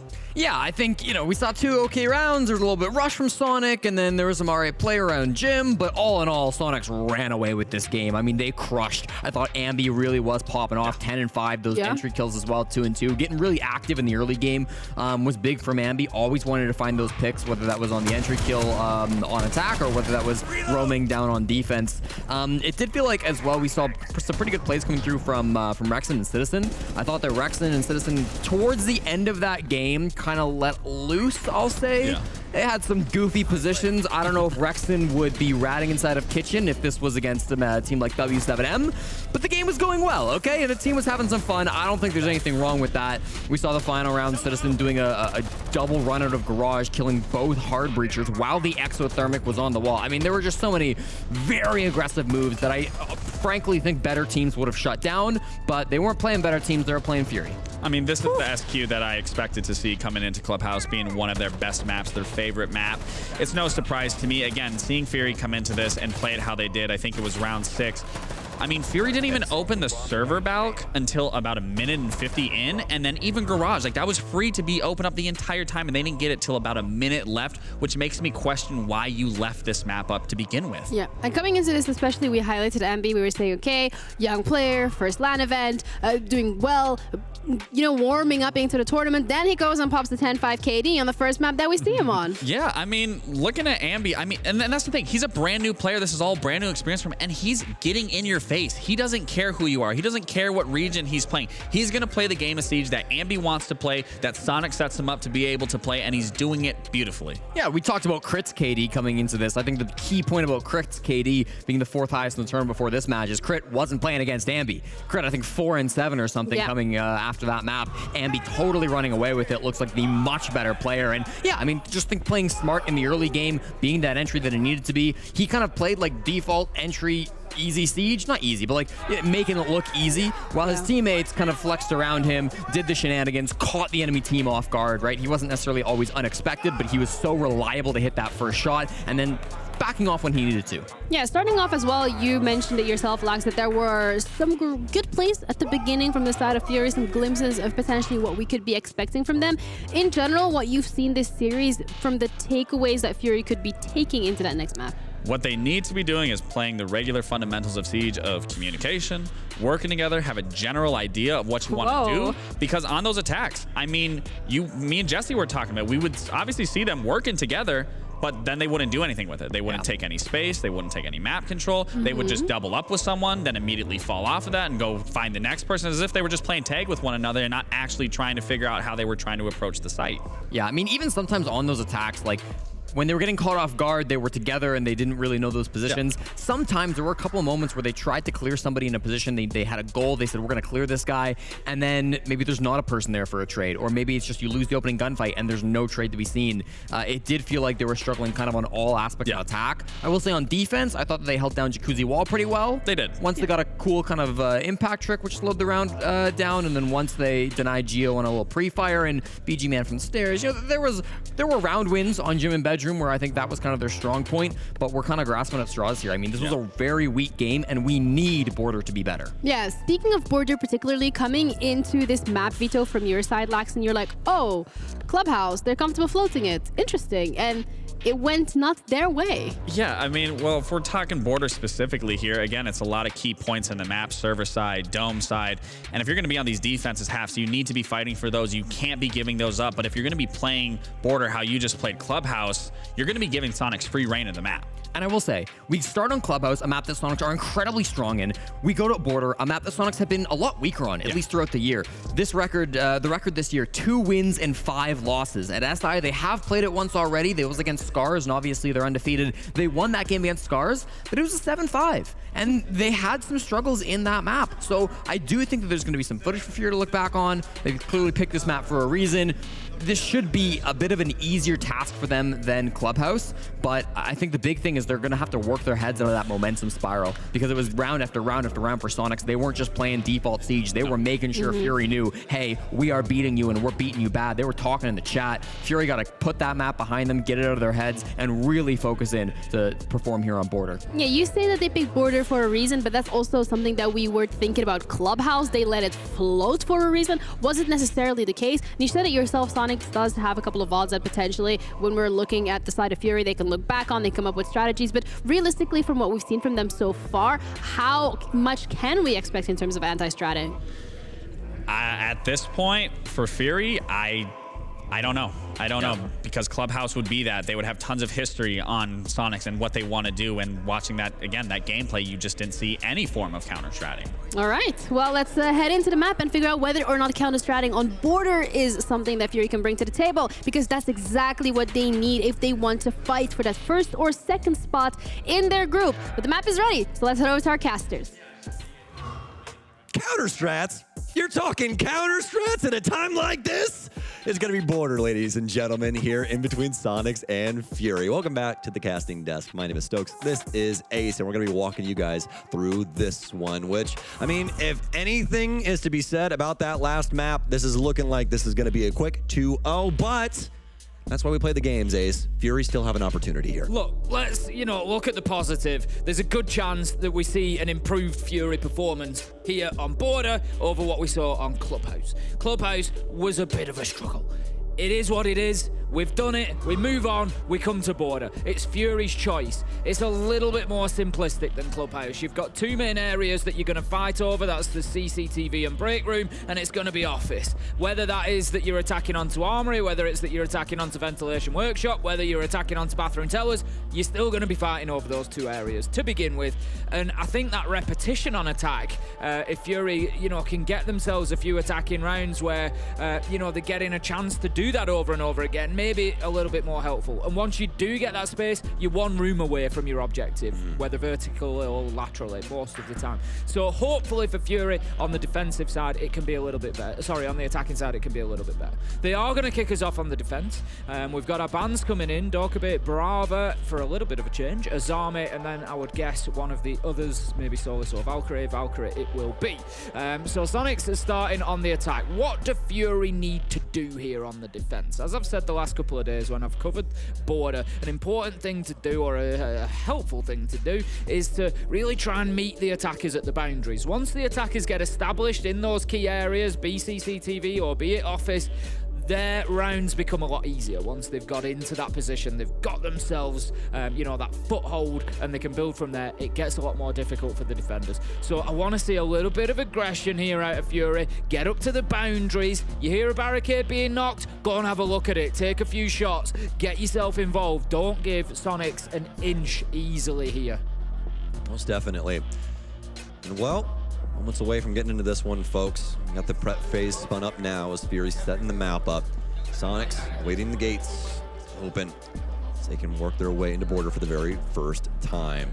Operator lineup was looking pretty interesting for the Soniqs. We're going to let them kind of settle down here as we jump into round one before we start talking about these op lineups. But for Fury, the one that's already set in stone, though, this is looking fairly straightforward for what you would want on an Armory defense, especially for 9 here with the Solus.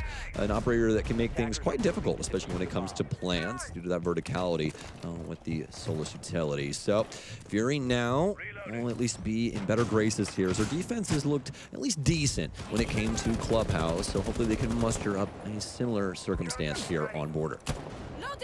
Citizen just going to be taking pot shots at that barricade, get it cleared out. Soniqs, again, I've said it before, I'll say it again, you can only play the team in front of you, and the Soniqs need to make sure that they're still ticking all the right boxes. At the end of the day, playing good sieges, it's a habit, and it's one that you don't want to get out of, so they need to make sure, even if they're confident that they can come here and win rounds, they need to make sure that the droning is good, that the information is there, that the fundamentals and the basics are still being taken care of. Ambi manages to find a few feet underneath the castle barricade. Crit J just going to take a bit of chip damage there. Grixer manages to find BG Man, and Again, I said, got to try and stop the Sonics getting in here. So far, they're established at top east, and there's a potential here for them to start swarming forward. I'm really worried for Fury right now due to Archives. Lycolis is in the area, but they got Grixer and Geo trying to build things up over here on this end. You can see Ambi trying to work his way in towards the triple wall for Office as well. Sonics really wanting to go for this Archives attack, at least for the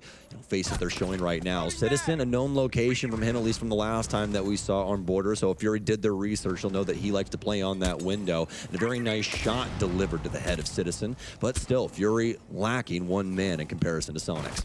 Critjo just using the impact nade to try and get rid of any air jabs that might have been present, but will be shut down a couple of seconds later. 4 versus 2, Dark Claws down inside of sight, and Sonics there just moving on in.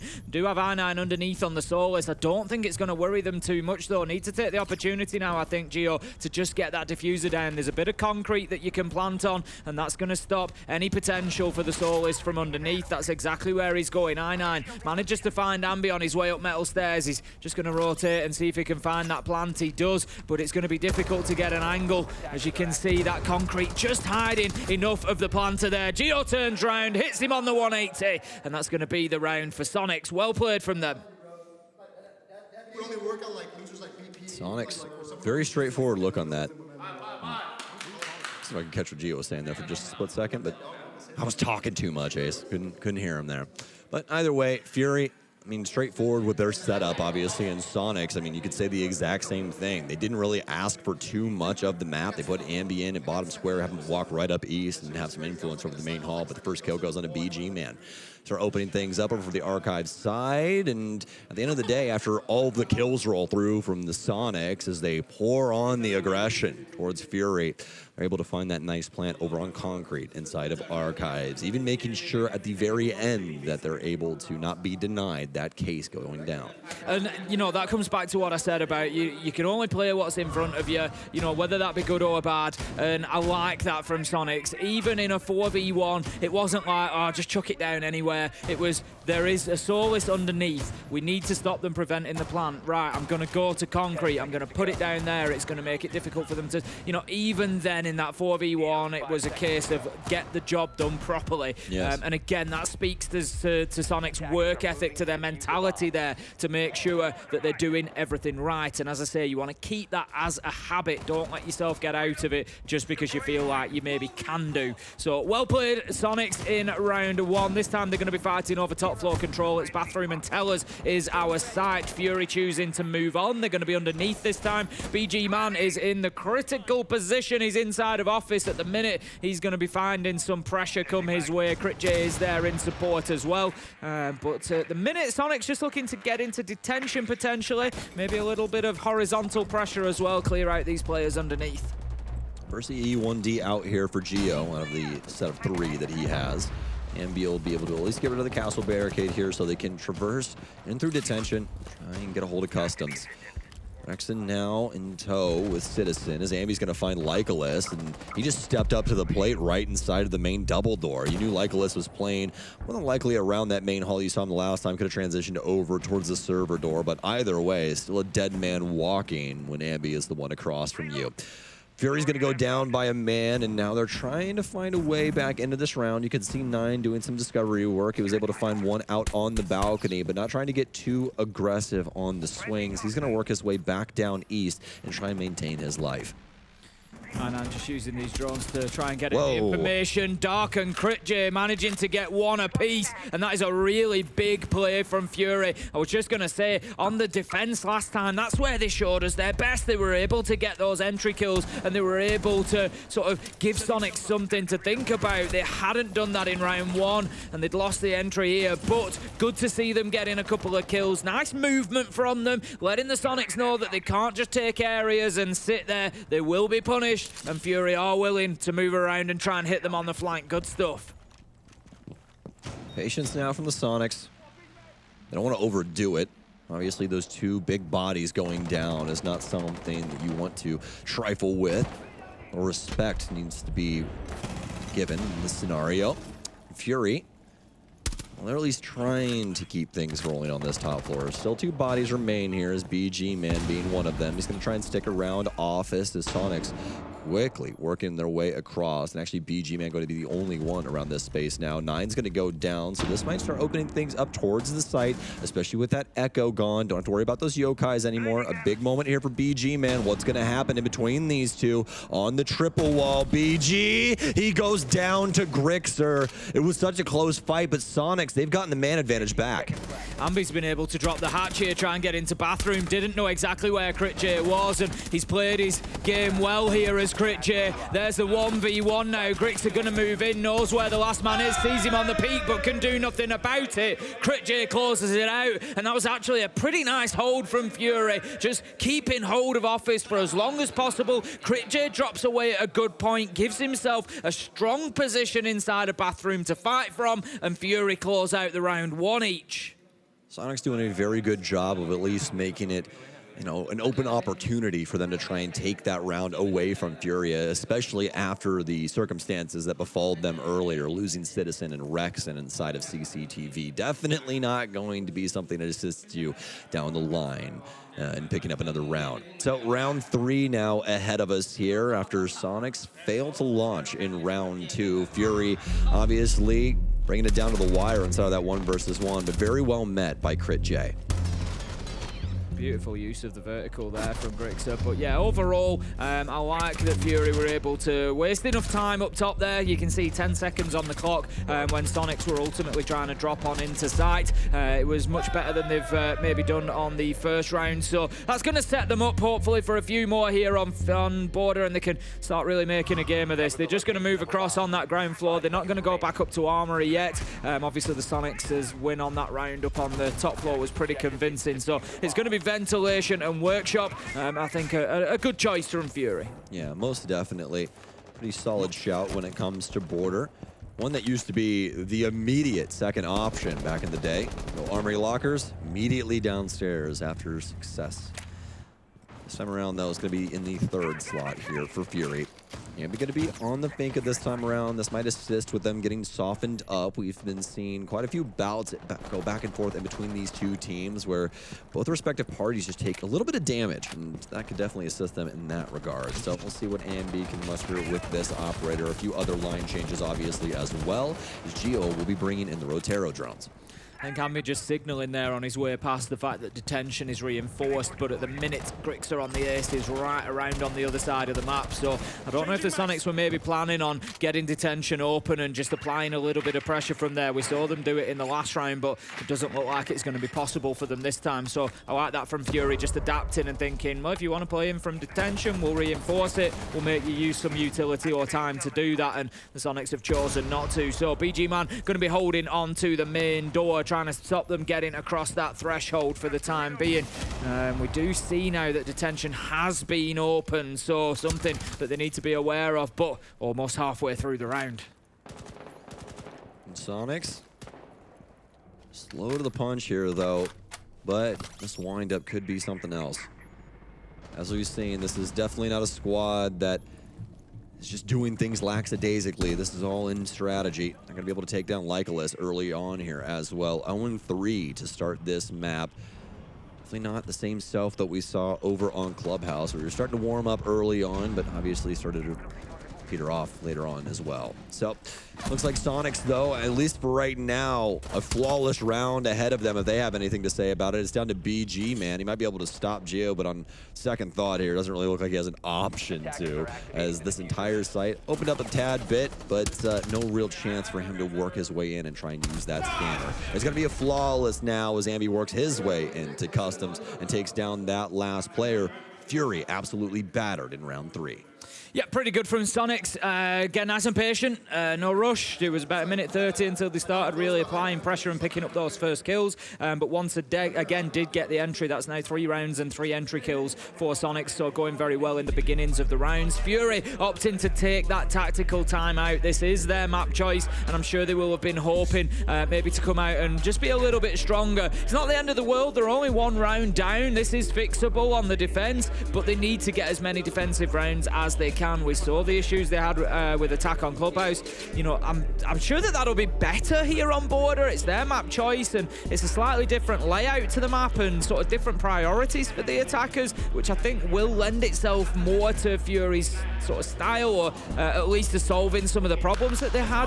But they don't want to rely on needing too many attacking rounds realistically. So I think a good timeout called there, just to try and turn the direction of the ship now before it gets too late. Yeah, it does seem like it's defense or nothing right now for them. I mean, you know, I definitely can say this. I don't have the same confidence in them being able to change up things too drastically on that offensive side, but I'm trying to be positive, Sam. I'm being optimistic. Oh, I'm sorry. I'm the eternal optimist.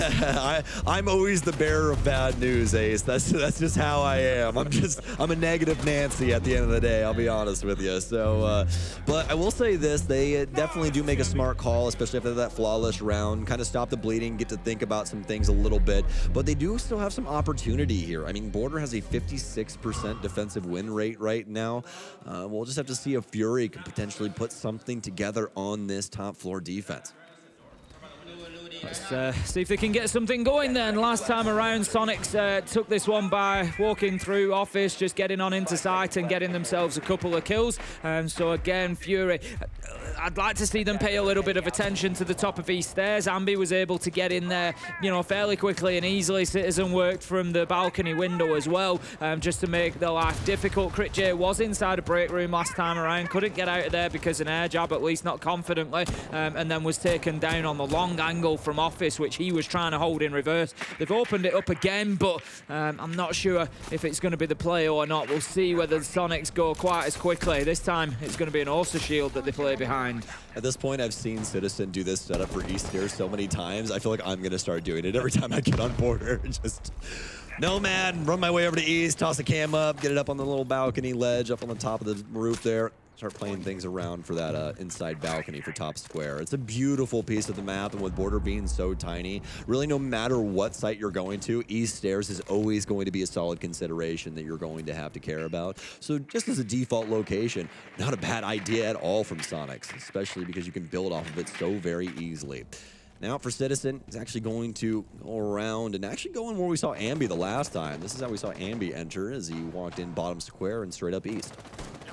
I like this approach from Soniqs, you know, just slowing things down a little bit, using those drones. That's a fair point that Fury have actually done a good job of taking out that information utility. 6 have been dropped now, only 4 drones remaining. And we can see the Talon Shield just pushing in here with Geo wedged firmly behind it. Going to take a little bit of damage from the impact nade, although it will clear up the wall a little bit, which look like he might just get snagged on there, but should have easy enough entry should he choose to go for it. Now Grixer manages to pick up I9, walks into sight and finds another 3 versus 2 as there's an absolute flurry of kills in the mid round here. Geo coming across with the latest one onto Crit J, which was a trade. Rexon picks up Dark, and it's all up to that last man. Lycolis inside of Office trying to fight back, but has he got a mountain to climb, and Rexon, he smashes him back down to the base, and that is going to be Soniqs taking another round. It's 3-1.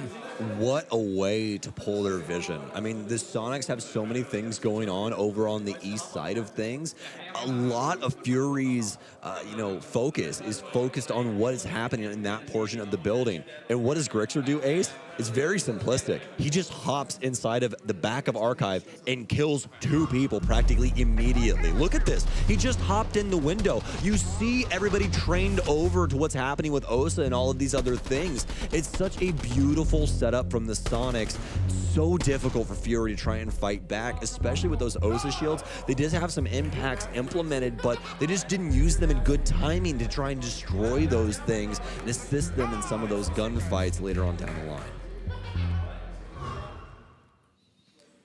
Here we go. 5 rounds almost done.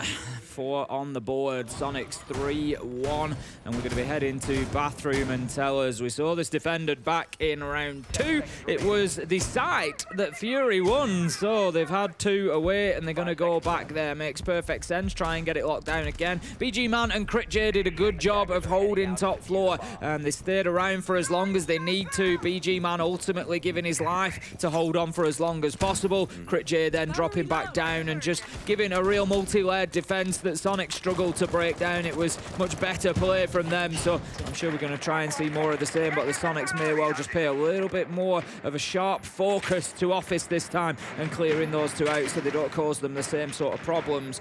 Worth mentioning, so far 4 rounds, 4 entry kills for Sonics, so it just means that Fury are basically playing this one 4v5 almost. They're taking that loss every single time. I'd like to see them come out, get that first kill and give themselves a good opportunity now. They're just getting cheeky this time. That's just rude, Ben. Like, guy's playing on his phone, trying to see what's going on around the map, and you want to zap him in his skull? Come on, dude. Fury, hoping that this breaks down the same way it did the last time, but obviously not the same setup. The last time that we saw this, we had Dark as well as Crit J over around the CCTV area where they got rid of Citizen as well as Rexon. But Sonics trying to make sure that that exact fate doesn't befall them again. That obviously, well, eventually did lead down to the 1 versus 1 and an opportunity for Grixer to try and win the round, but Crit J was a little bit too solid in the mechanical movement there. Was able to shut him down in that moment. Halfway through the round now, though, Nitro won't find too much on that top floor as Gio's trying to get some assistance going on this longer angle, but it'll be first. Ambi at the plate to be able to take down Crit J. BG Man still sitting here inside of Taco to see if he can potentially get something. He'll spray through the wall, and I do believe he found Ambi inside of 90. Yes, indeed, but Ambi more than likely well within his right to get res. 5 versus 4 then. Fury trying to hold on. Another minute left to go. As you say, an opportunity potentially to pick Ambi up. I've been able to hold on to East Stairs, which is good. It gives that support to... It's Dark this time up there. Again, supported by BG Man up in Office. And with 50 seconds left to go again, Sonics might just be leaving this a little bit too late. They've got themselves in CCTV, but they're not really moving across the map here. Just as I say that, Citizen does pick up I9, and that clears up East Stairs, so they can start sweeping across to Office. They just need to make sure that they've got enough time left on the clock if they do need to drop and get a diffuser plant down. Yeah, this is starting to build up in a very similar way to what we saw the last time. All of those Sonics have a lot more bodies this time around. They really just need to make sure that they don't obviously create a big error with this top floor setup that Fury has going on. They might just try and bully their way into tellers and get this plant down, but we're about to find out right now. Most of the focus is over here in Square, and that looks to be exactly what is going to happen. A nice find here from Lycless. Rexon gets 1. Where else are the kills going to come through, though? A nice big pickup there. He's going to have to try and stick this, though. Gio, he'll find a nice little home. BG, man, they know exactly where he is, and Grixer will be able to find him. The dying moments of that round looked a little scary for the Sonics, but able to get things done, especially after they take out Lycless inside of tellers. Yeah, that was a little bit wild there, but I like what Sonics did in that there was thought behind that jumping through the window. I think it was Citizen went first, and Gio was it Gio or Grixer was immediately behind him with the diffuser, because what they didn't want to do, they knew that that first man probably dies to Lycless, but he can't necessarily get both of them. So send the diffuser in second so it's not getting dropped down cold on the ground. You can just come in, bang, finish the kill if you need to, straight away over to plant. So again, even though it was a little bit of a Hail Mary in the last 10 seconds, we're just going to have to brute force this. It was still thought out and planned, and it worked. It was good from the Sonics. Yeah, most definitely. A little interesting fold here as well. You guys haven't got to see this one just yet, but I'll talk to you about it. Supply Customs is a site that Fury selects for their last defensive site, which is not even arguably, it is the worst defensive site available to you on border by a whole whopping 10%. That's a pretty fat margin. Obviously, it does have a heck of a lot less plays, so the sample size obviously not as large as these other sites, but that's for good reason, Ace. This site, really difficult to defend. I mean, just look at this top floor. Look at the amount of soft destruction that is up here. This is truly disgusting what you can do if you can get control of this room. Generally, and it's very general, but sites that have got a window directly into them are always going to be a little bit tough to defend. Yeah. So Supply has got that window. You can hop through it. I know, for example, Armory has a window, but it's a rappel window. It's not something you can go and stand at. It's a little bit difficult, a little bit different. But Supply has got that window. It's got good cover unless the soft wall has been opened up next to it. So again, there's an opportunity there sometimes for attackers to actually just get minimal control over site and just go in and throw the diffuser down. So again, I think that's, you know, one of the things that can make it so difficult. Also, CCTV we know can be tough to hold on to.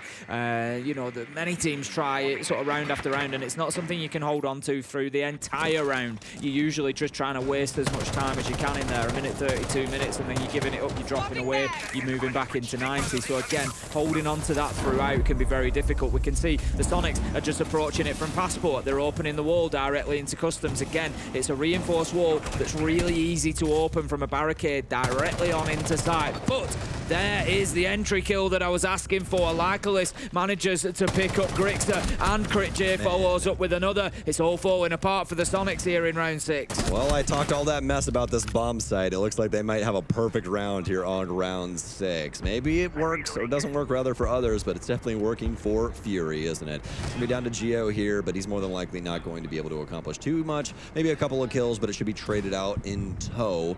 And Fury are capable of doing these things in proper timing. Geo also could just take his time here, see if they want to talk about things once they switch over to the defensive end, maybe, you know, what lineups they want to use, that kind of thing. But honestly, they more than likely already know that. It's probably down on paper, knowing the Soniqs. And instead, Geo's just going to wait anybody to try and hop out this window here for stock. Yeah, I think that's it for now. It's one of those moments where he's just trying to bait a couple of kills. He's 1v5. You know, if two people get greedy and decide to have a look and he's all of a sudden 1v3, maybe a different matter. Peeks around the corner, knows there's one there. Nice kill for Geo. Doesn't take any damage hardly as well, and that's important for him. He's going to try moving around now, see if he can sort of bait anybody else in, see if he can find a challenge from anybody. Does see one, but it will be the last he sees as BG Man shuts him down through the window. And absolutely, you know, we would have expected that side to be tougher for Fury, but maybe they just needed the difficulty turning up all along. They get it done, and that's going to be a second round. And in all honesty, with the way that the Soniqs have looked in some of those rounds, 2-4 isn't the worst half for Fury on the defensive border there. Yeah, most definitely.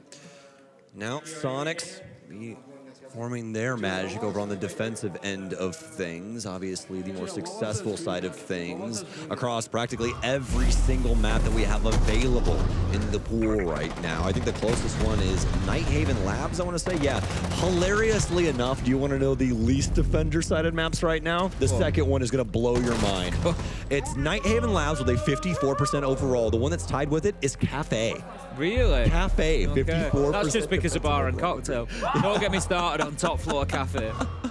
19% defensive win rate on that site. Honestly, if people stopped playing bar and cocktail, if teams stopped insisting on going to the top floor, Cafe would probably have about a 60% defender win rate. Oh, yeah. And it'd be in there with the others. The amount that's how many times has it been played? About 15, 16? Yep. And it's been 120-odd percent, 19%. So, you know, it's been, but still been picked 16 times by defenders. You know, if you look at other sites that have got such a small, you know, win rate for the defenders, Kitchen Dining on Oregon, for example, has been picked 4 times. You know, they're not generally picked up so many times when they've got such a low win rate. And that's what's hurting Cafe's overall defender win rate. If people just played Mining, Reading and Kitchen, it'd have probably another 10% on the win rate. Yeah, life would be a little bit better over there in the. I'm gonna stop complaining about top floor. Hey, I will say you definitely have I've got a point. Yeah. I've been saying it for years. The stats have never backed defenders on the top floor. It's, at best, I think at the absolute peak that I've seen it, it's been like 50-50. Yeah. And that's still not great for a defensive site. You're still wanting those sites that are like 60-65% in favour of the defenders. You know, but it's generally been no better than 50-50, and it's still like a primary choice top floor. I think so crazy. It's just one of the mental things. It's just historic. And I know teams have spoken to me and said, no, we just like that site. And it's like, well, fair enough, you like the site, no problem. But, you know, the stats don't back it. You know, the stats don't back it. But hey-ho. Absolutely. At least it gets us an opportunity. I don't complain about the side too much. I complain about it being picked. I don't mind watching it because it gives us an opportunity to see the attackers have a bit of fun. Yeah, very true, very true. And you know, I think just a lot of people just from way back in the day for Siege just favor that site because it was always the first one that you went to. You know what I mean? And it's like, well, if it's not broke, don't fix it. But as Ace has pointed out, It's a little broken, isn't it? As the stats are pointing out, it's a little bit broken. Yeah, you look across all of those sites as well. 19 selections for reading dining, 19 for service cooking, 16 for bar cocktail, and then 16 for mining dining. And all the other bomb sites are well over 55%. Well, this is it. Mining dining is a good, direct comparison. They've got 16 picks each at SI24, 19% win rate for bar and cocktail, 69% win rate for mining dining. The sample size is exactly the same, it tells you. But hey, that's cafe. We're on board. We're on board. I can get dragged into it too easily, Stokes. I can get dragged into it too easily. I'm putting a cap on this, Ace. I can't let you go any longer. We need to move on. Yeah, I was enticing you too much. I gave him the stat pad and everything, folks, and he just ran across the room with it. I was trying to fight him for it, but Ace is just too strong. That's the thing. So back to business here. And honestly, we had to commit to the podcast for a second, folks, because we kind of had a little bit of a break there. So, but I bet you didn't even notice we're so damn good at our jobs, obviously. I mean, come on.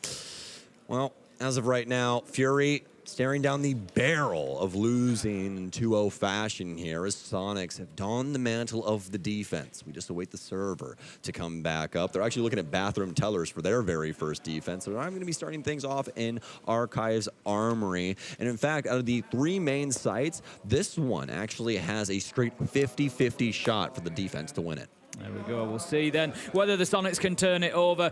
Fury need to get themselves in the building and established. That's the important bit on border. Get yourself established, get yourself a foothold, and then work from there. Fury, you got that opening kill. It was the first one in 6 rounds. You got it in round 6. Perfect time. Come into round 7. Get yourself another entry. Best foot forward. Give yourself every opportunity to win this one. That's what the Fury fans, I'm sure, are going to be looking for. I'm looking particularly here at Rexon on that R6. Those hatches are going to be open. Fury have shown us previously that they've not always been thorough enough with the droning. Rexon is going to be slippery. He's going to be moving around the map. If he can get up and down those hatches, switch his positions, they need to make sure that they're catching him out. Oh, Ambi, the run out onto Dark in perfect timing, perfect transition. Understood what they wanted right off spawn. Practically a highway for operators out there, and if you just know that timing well enough, you're more than likely going to catch somebody off guard. And honestly, Ambi still very safe on that swing as well. You know, if there's nobody there, he more than likely can just run back in and keep his life. So why not at the end of the day, right, Ace? Yeah, it's a tough fight up onto that balcony. If you're looking from the bottom as well, the person on the balcony has got a much better view. You can see the entire operator, whereas looking up at Ambi in that position, you're just about seeing shoulders and head, and it's a tough fight to take. But Ambi, yeah, taking full advantage of that great start for Soniqs, managing to get that entry. We've got good, quick movement here. This is what I like. Fury are getting in. They need to win a gunfight here, and Crit J, he's forced them back. That's good. They can start taking this ground now. Needs more moving in with him. Get that pressure building. And we need a little gasoline here for Fury. Oh, Citizen, unfortunately enough, not going to be able to actually end up getting that player that I do believe was on half wall there. Unfortunate circumstances befalling him, sadly. Now Crit, still well within his right to try and take this. Citizen droning out the defense, or rather the offense from the defensive perspective. His Nitro Cell, or rather his teammates' Nitro Cell, be able to pick him up. Fortunately enough, though, 9 will get him off the ground with that adrenal surge, as they'll inject him with a little adrenaline, throw him back into the fight. But look at what Soniqs have already been able to garner here, Ace. They're down to a minute remaining, and Fury looking more and more like that last offensive set we saw on Clubhouse. In terms of his life, Crit J's got away with one there. He really probably should have been losing that, but quick thinking from I9 and quick action got him back on his feet. But as you say, they're not really in a position now. They haven't got the vertical superior they would look for. But with Ambi being down there, 4-4, there is maybe an opportunity here for Fury to start taking some ground. But I picked him out at the beginning. I said he was going to be slippery. And up turns Rexon to get one. Traded out by BG Man, but it wastes another 15 seconds. It takes another body out. I9 9 almost losing his life as well. They have the opportunity to catch him at the bottom of East, and they do. Citizen taken out. 3 versus 2, 3 versus 1. This could be a better attack from Fury coming in here. Real opportunity, 15 seconds. Yes, most definitely. Gio no Nitro cell to his name and very low HP now as well. So he'll try and transition back over to the hallway to prevent Legolas from getting this case down. But I don't even know if he'll be able to find the angle here. And he has? No? Yes? Yes? No? No. Gio will end up going down. And actually, he did end up killing BG Man there. So it's just 9 with a very nice find to shut down that round for Fury. But honestly, some nice shots there from BG Man. Soniqs just getting a little over the top about some of those engagements, especially Citizen there trying to recapture East Stairs up against 3 people, especially after Ben wasn't able to kill that first person. With that cross angle there from BG Man, there was really no way he gets out of that situation. And honestly, he made it a heck of a lot farther than I thought he was going to. When he jumped over initially, I thought it was all she wrote right there as that 417 bared down on him. But either way, Soniqs still maintain their lead after Fury pick up 1 round on this offensive side. I liked it from Fury. They played with a bit more confidence. As I say, Crit J getting straight into Armory within a minute, starting to push, take gunfights into Archives. Yes, he got down by a Nitro. It was nice play from Citizen on the Mozzie, but overall, it was better. You know, they went in there, they took CCTV, they took the catwalk, they moved forward together, and they put Soniqs into difficult positions where they were able to then win the gunfights. So much better from Fury, and it gets them back within 1 round. You know, you could be forgiven for thinking that the Soniqs were further ahead because some of those defensive rounds that Fury lost, you know, it looked pretty convincing for the Soniqs when they were winning those, and it was easy to feel like it was kind of running away from them, but really not the case at the minute. Only 1 round in it, 4-3 the Soniqs still lead, but they can't really be giving away too many more. All right, Fury. Let's see what you can do with round 8 here. Soniqs all over top like we were talking about in the last one, but nothing that they can't reel back. We've seen so many different looks, so many pacing changes from Soniqs. Even some of the most aggressive siege, I would say, in that very first round of Clubhouse that we've seen in the entirety of this tournament. I mean, that's the beauty of it. They wear so many masks. Now, Fury pushing themselves forward here. Soniqs actually going to play this one a little bit slower. Last time we saw that aggressive look from Ambi. This time around, he's going to be on the Mira. And, I mean, if you can't tell from the defensive lineup that they've taken, this is a little bit more turtle than what we have been seeing. Grixon knows that there's at least 1 out there. We'll see the drone come out and likely feeding that info in as well so they can try and take it down. Still 7 drones left alive for Fury. So again, you know, drone economy is something that we've picked up on for them and that maybe they could improve upon. And they have done here on Border so far. They're using them well. They're getting them ahead of the players. They're using the information and they're taking space a little bit quicker. But of course, with the site being down on ventilation, they've still got work to do. Get hold of that top floor before they can get in and think about putting the diffuser down. I9 is going to get aggressive and start heading on into site, but I think the Soniqs will be confident whilst they've still got Armory. What a big brain play here. BG, did he get it? Let's see, folks. Is that Evil Eye still persisting? This is a huge piece to this strategy, and it's not. So they're more than likely going to be going for a Vents plant here, just because they're not going to have the vision in the same way that they did before.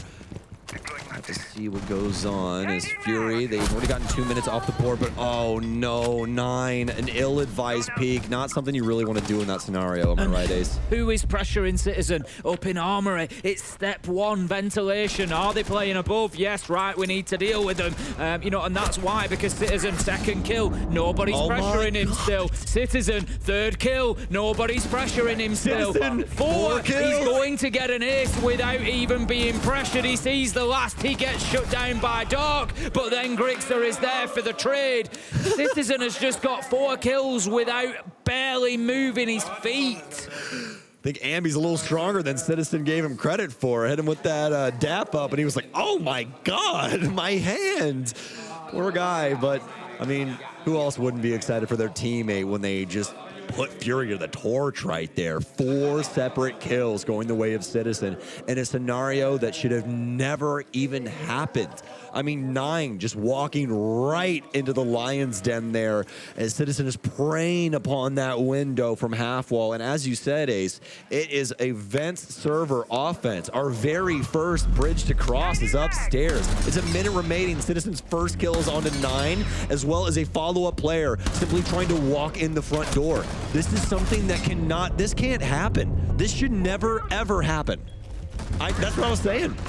Yes. Guys, I wish you could see Ace's face for that replay. It was truly incredible. I didn't realize. He got away with murder, Ace. I glanced down to jot on my notes and didn't realize that the 3rd kill had come at the same window, the Vents window that I9 had died at. You know, Fury, those 3 lives could have been expended just trying to push him at half wall. Yeah. And the outcome, you wouldn't be any worse off. True.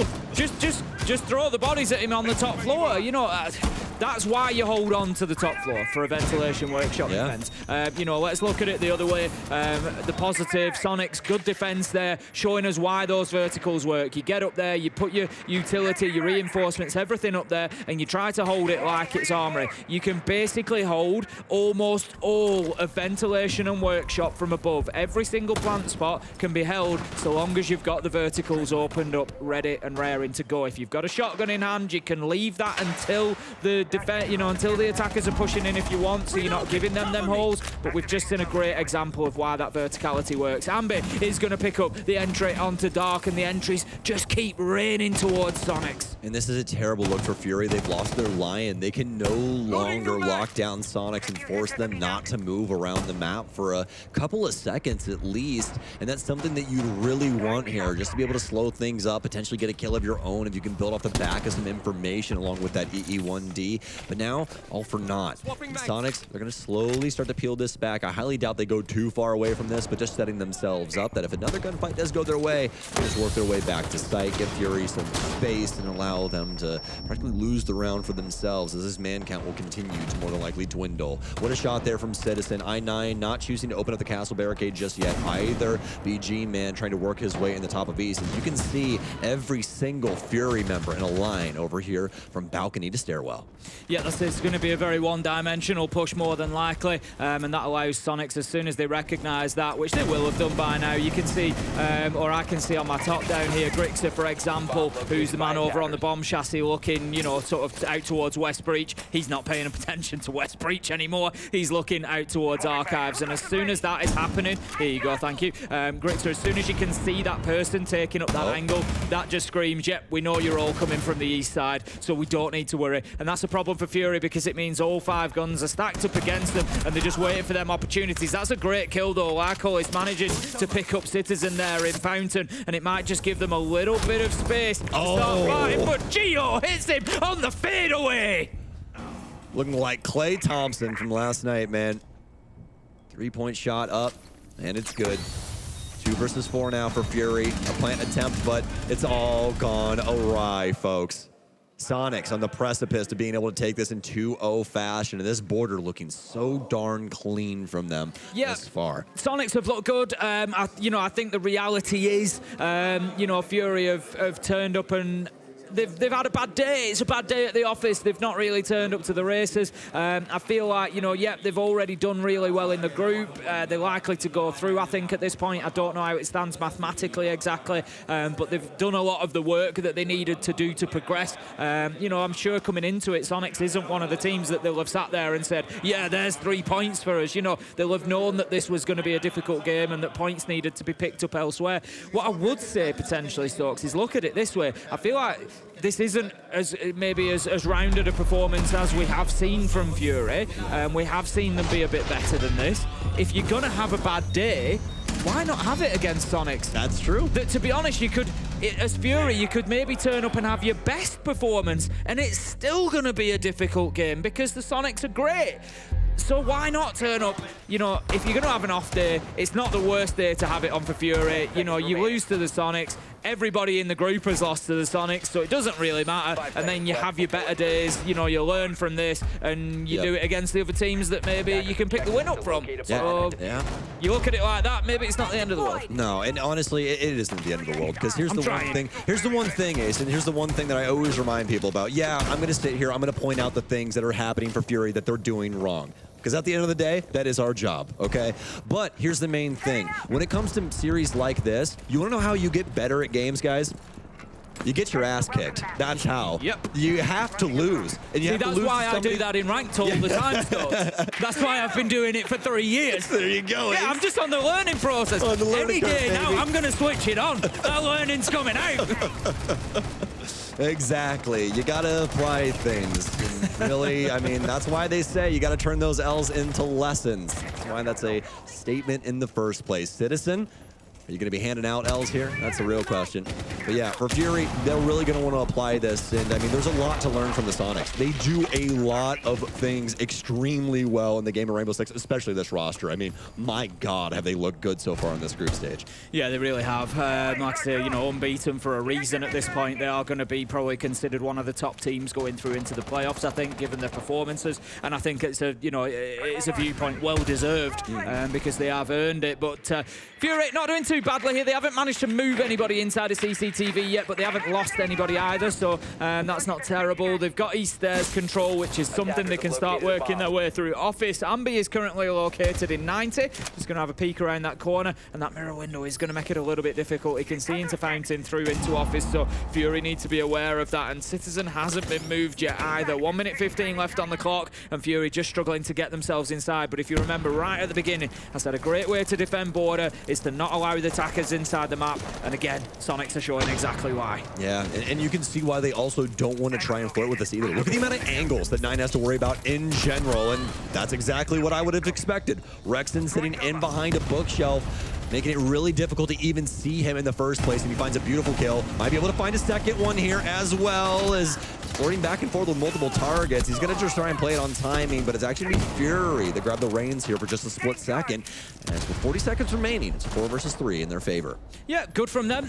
They've come away with the advantage there. They've also been able to take CCTV, which gives them an opportunity to start working vertically. It gives them access to site. They can start thinking about a potential execute and getting that diffuser down. Because they've got the vertical, of course, Sonics have been forced out of sight, so it may just give them a little bit of space. I'm not sure if they're aware of Citizen's position, though. A couple kills go away from them. 2 versus 1, however, as BG Man and Dark are there. Can Gio hold it down? He's got the Clutch Master Alder in hand. We know what this weapon can do, but there's one above and there's one below, and it's not going to be easy for him to fight both. 3 seconds left to go. Plant is going to down. He has to find Dark. He does find Dark. He wins it on time. There was no cover in place for Fury, and that is wrapping up what has been a very, very smooth performance from the Sonics. Impressive stuff, and they go unbeaten in the group. Well, for having the name Sonics, you'd expect some rough waters on the ocean, wouldn't you? But as you said, very smooth sailing, my friend. And across the board, looking so dynamic, even just from that defensive perspective. 3 players with 3 kills, 1 with 2, and then Citizen with that crown on his head. 6 kills to his name as he was running amok of 9 in the gang over on Fury. But again, these guys still in pretty decent spirits. They knew how amazing of a roster Sonics was when they walked into this series. And obviously, like we were talking about, Ace, there's a lot to learn from this, guys, for Fury. So hopefully, fingers crossed, they can get a few things going for themselves, especially in that offensive perspective. I feel like if they iron out a couple details over on that end, Ace, they have a really solid roster here. I think the thing to remember is, you know, a lot of what happened, you know, yes, at times we've been critical of Fury's performance, but a lot of what happened comes down to Sonics doing a lot of things right and putting them in difficult positions. And for all those things, they can be forgiven. You know, like I'd say, what they need to do is look at that and think, right, where are the bits that we can improve? What are the fundamentals that we've got wrong? And that's where they'll get better. Yeah, most definitely. Well, that's going to do it for us here on the casting desk, folks. We're going to send you down to Jenny to see what's going on over on the analyst desk. Thank you, Sam and Tim. We're back on the analyst desk after another dominant win from the side of Sonics, and we have Gio joining us. Thank you so much. That was an incredible game. You guys are basically fighting for that top 1 spot, which, you know, I do think at this point is secured. How was it coming into this tournament, did you have the expectations that you were going to top your group?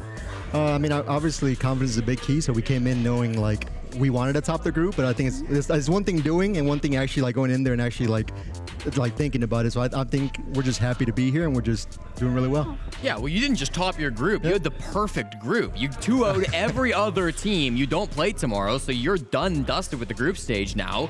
How much work went into prepping for every individual team that you played in this group stage versus working on yourselves coming into this tournament?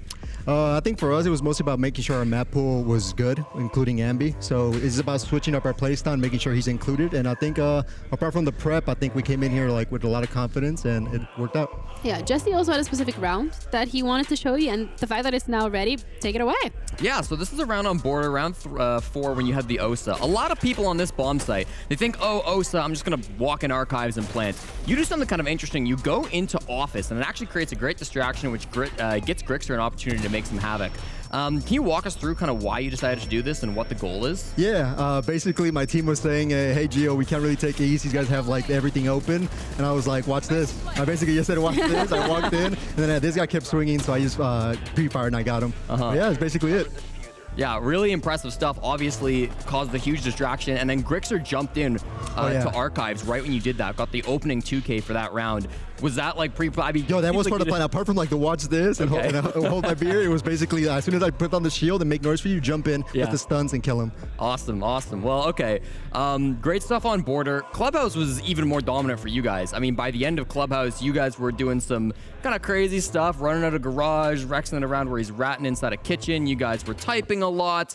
When you're playing that style of Siege, how much of it is just because you're having fun and you want to enjoy the game versus trying to get into your opponent's head and play that mental warfare? I think the big thing for us is just tilting people. I think we get to tell people they start either rushing or they start just getting stressed. So for us, it's just making sure not to break them, but just kind of like put the pressure on them so they don't feel safe. Whether they want to rush, they want to play they want to basically bleed the round out. But it depends on how they react.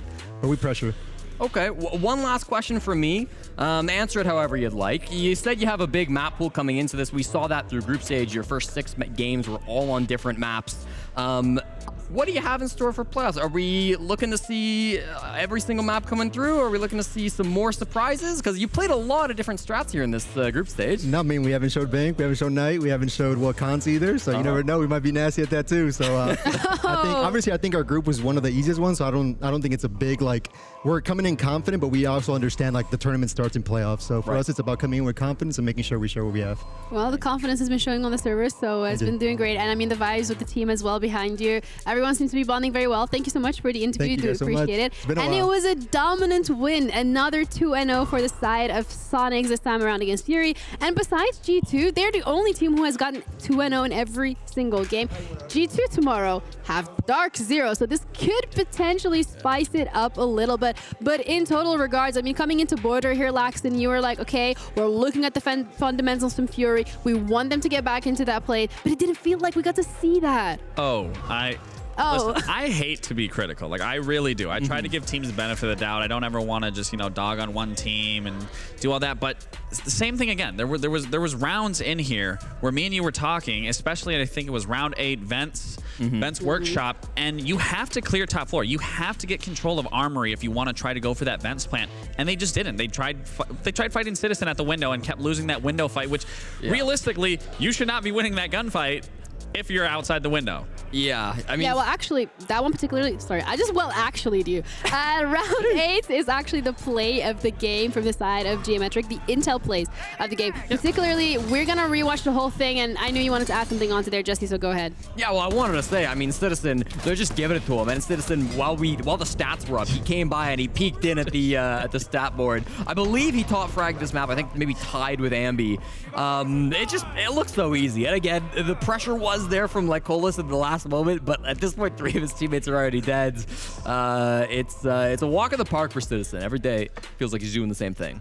It just stresses me out as a former player of just seeing this happen because, again, it's basic fundamentals of a map that need to be executed, and when you don't see it getting executed the proper way, this is the result of it. It's pure result of just no success in it whatsoever. Well, they still have a game tomorrow. They do. Fury as They well. do. So they have an opportunity to crawl it back, but it's going to be up against Falcons, which then leads us into the schedule of today and what we've actually seen in terms of games. I think so far it's been a lot of 2-1s. This is the first 2-0 that we had here on the A stream. It's been an actually no. D plus Kia against Space Station Game was also 2-0. How could I forget that one? Yeah, Why well, are you making that facial expression? D Yo. plus Kia have been kind of forgettable this event, Jenny. Oh. I mean, I said I was Just trying to because keep your it team nice. is top in the group and it's an A doesn't mean you get to like smack talk, I think okay? that's Like, exactly what it means. Pound that. hold your horses, guys. Come on, this cannot be biased down Hold this on, we day. got one Too NA late. team that could be I struggling. mean, we still have a match going on that B stream, and it's Bleed up against M80, and it's really interesting considering M80's result and the expectations that they had coming into this. So definitely highly recommend tuning in and checking that one out. In terms of the group standings at the moment, I mean, G2, Space Station Gaming, Soniqs, and W7M are all topping their group, especially for G2 Esports and W7M. I'm not surprised, low-key expected, but I'm really proud of the NA guys. Like, you guys are finally decided to join the server. I'm proud of you. Yeah, I mean, NA's doing very well. Maybe M80, that's a Brazilian team, right? Wow. We don't count no, that. you can't do that. We'll see if they make it out of playoffs. They go for a deep run. Maybe I'll change my mind. But no, NA. I mean, Dark Zero, Space Station, Soniqs, all getting top 2 so far. Looking very, very good. EU as well. I mean, G2 topping their group, currently undefeated with the flawless group record. Virtus Pro top 2 as well. Wolves top 2. And Brazil, we talked yesterday about how they were kind of struggling. Yeah. They weren't having very many top positions. We do now see W7M top of Group C as expected. That's a competitive group. We don't see numbers here, but it still could fall down, but a strong showing for sure. Yeah, Los on second as well. Great there for the Brazilian crowd. But in terms of the action for tomorrow on the A stream, we're going to be starting off with Fear X up against GK. A really important match to determine which one of these teams actually gets to get out of groups. We then have Dark Zero against G2 Esports. I mean, I don't even need to explain that one, Lex. It's just for bragging rights at that point of who wants to get first out of that group. And then, I mean, right below it, the Team Liquid M80. I mean, there's important matches tomorrow. A lot of teams, well, not a It's lot. the last day, so every single one. Teams are going to be going home tomorrow, and teams are going to be advancing. Yep, absolutely. Stream B is going to be covering a couple more games. My memory's not that good. I saw Falcons, I saw FaZe, but that's about it. But either way, you guys have seen it. I'm sure y'all smart enough to remember it, so you'll know what to tune in. But in general, I think it's been a very successful day for every single one of the teams that were able to get a couple of points on their board. A lot of 2-1s means that a lot of teams didn't end their day with 0 points, which is also really great for them because at the end of the day, every single point counts. Absolutely. For sure. Especially when we're battling it out. I mean, a lot of teams are very close. Keep in mind, only the bottom team goes home in groups. So when you finish into that very bottom position, you're going home. But even if you get 4th out of 5, you still get to go into playoffs. You do start lower bracket, so it's tough. And no team has ever won the Six Invitational starting in the lower bracket. G2 last year immediately fell in and then made the full lower bracket run, but it's very, very difficult if you start down there for sure. NIP as well. They had a lower bracket run, but they did end up falling second to Space Station. So, I mean, it's doable, but the problem is you can't have room for error. Nope. That's the biggest issue. And with it being BO3s as well, I mean, you have a little bit of space, but not too much. There's wiggle room. There's wiggle room. The teams as well have warmed up into the tournament, I would say so now. So tomorrow, the last day of group, something you definitely not want to miss because we're going to be deciding who, unfortunately, has to go home and leave the beautiful Sao Paulo. Thank you guys so much for tuning in for today. We're going to be back tomorrow with some more action. So take care of yourselves. See you then.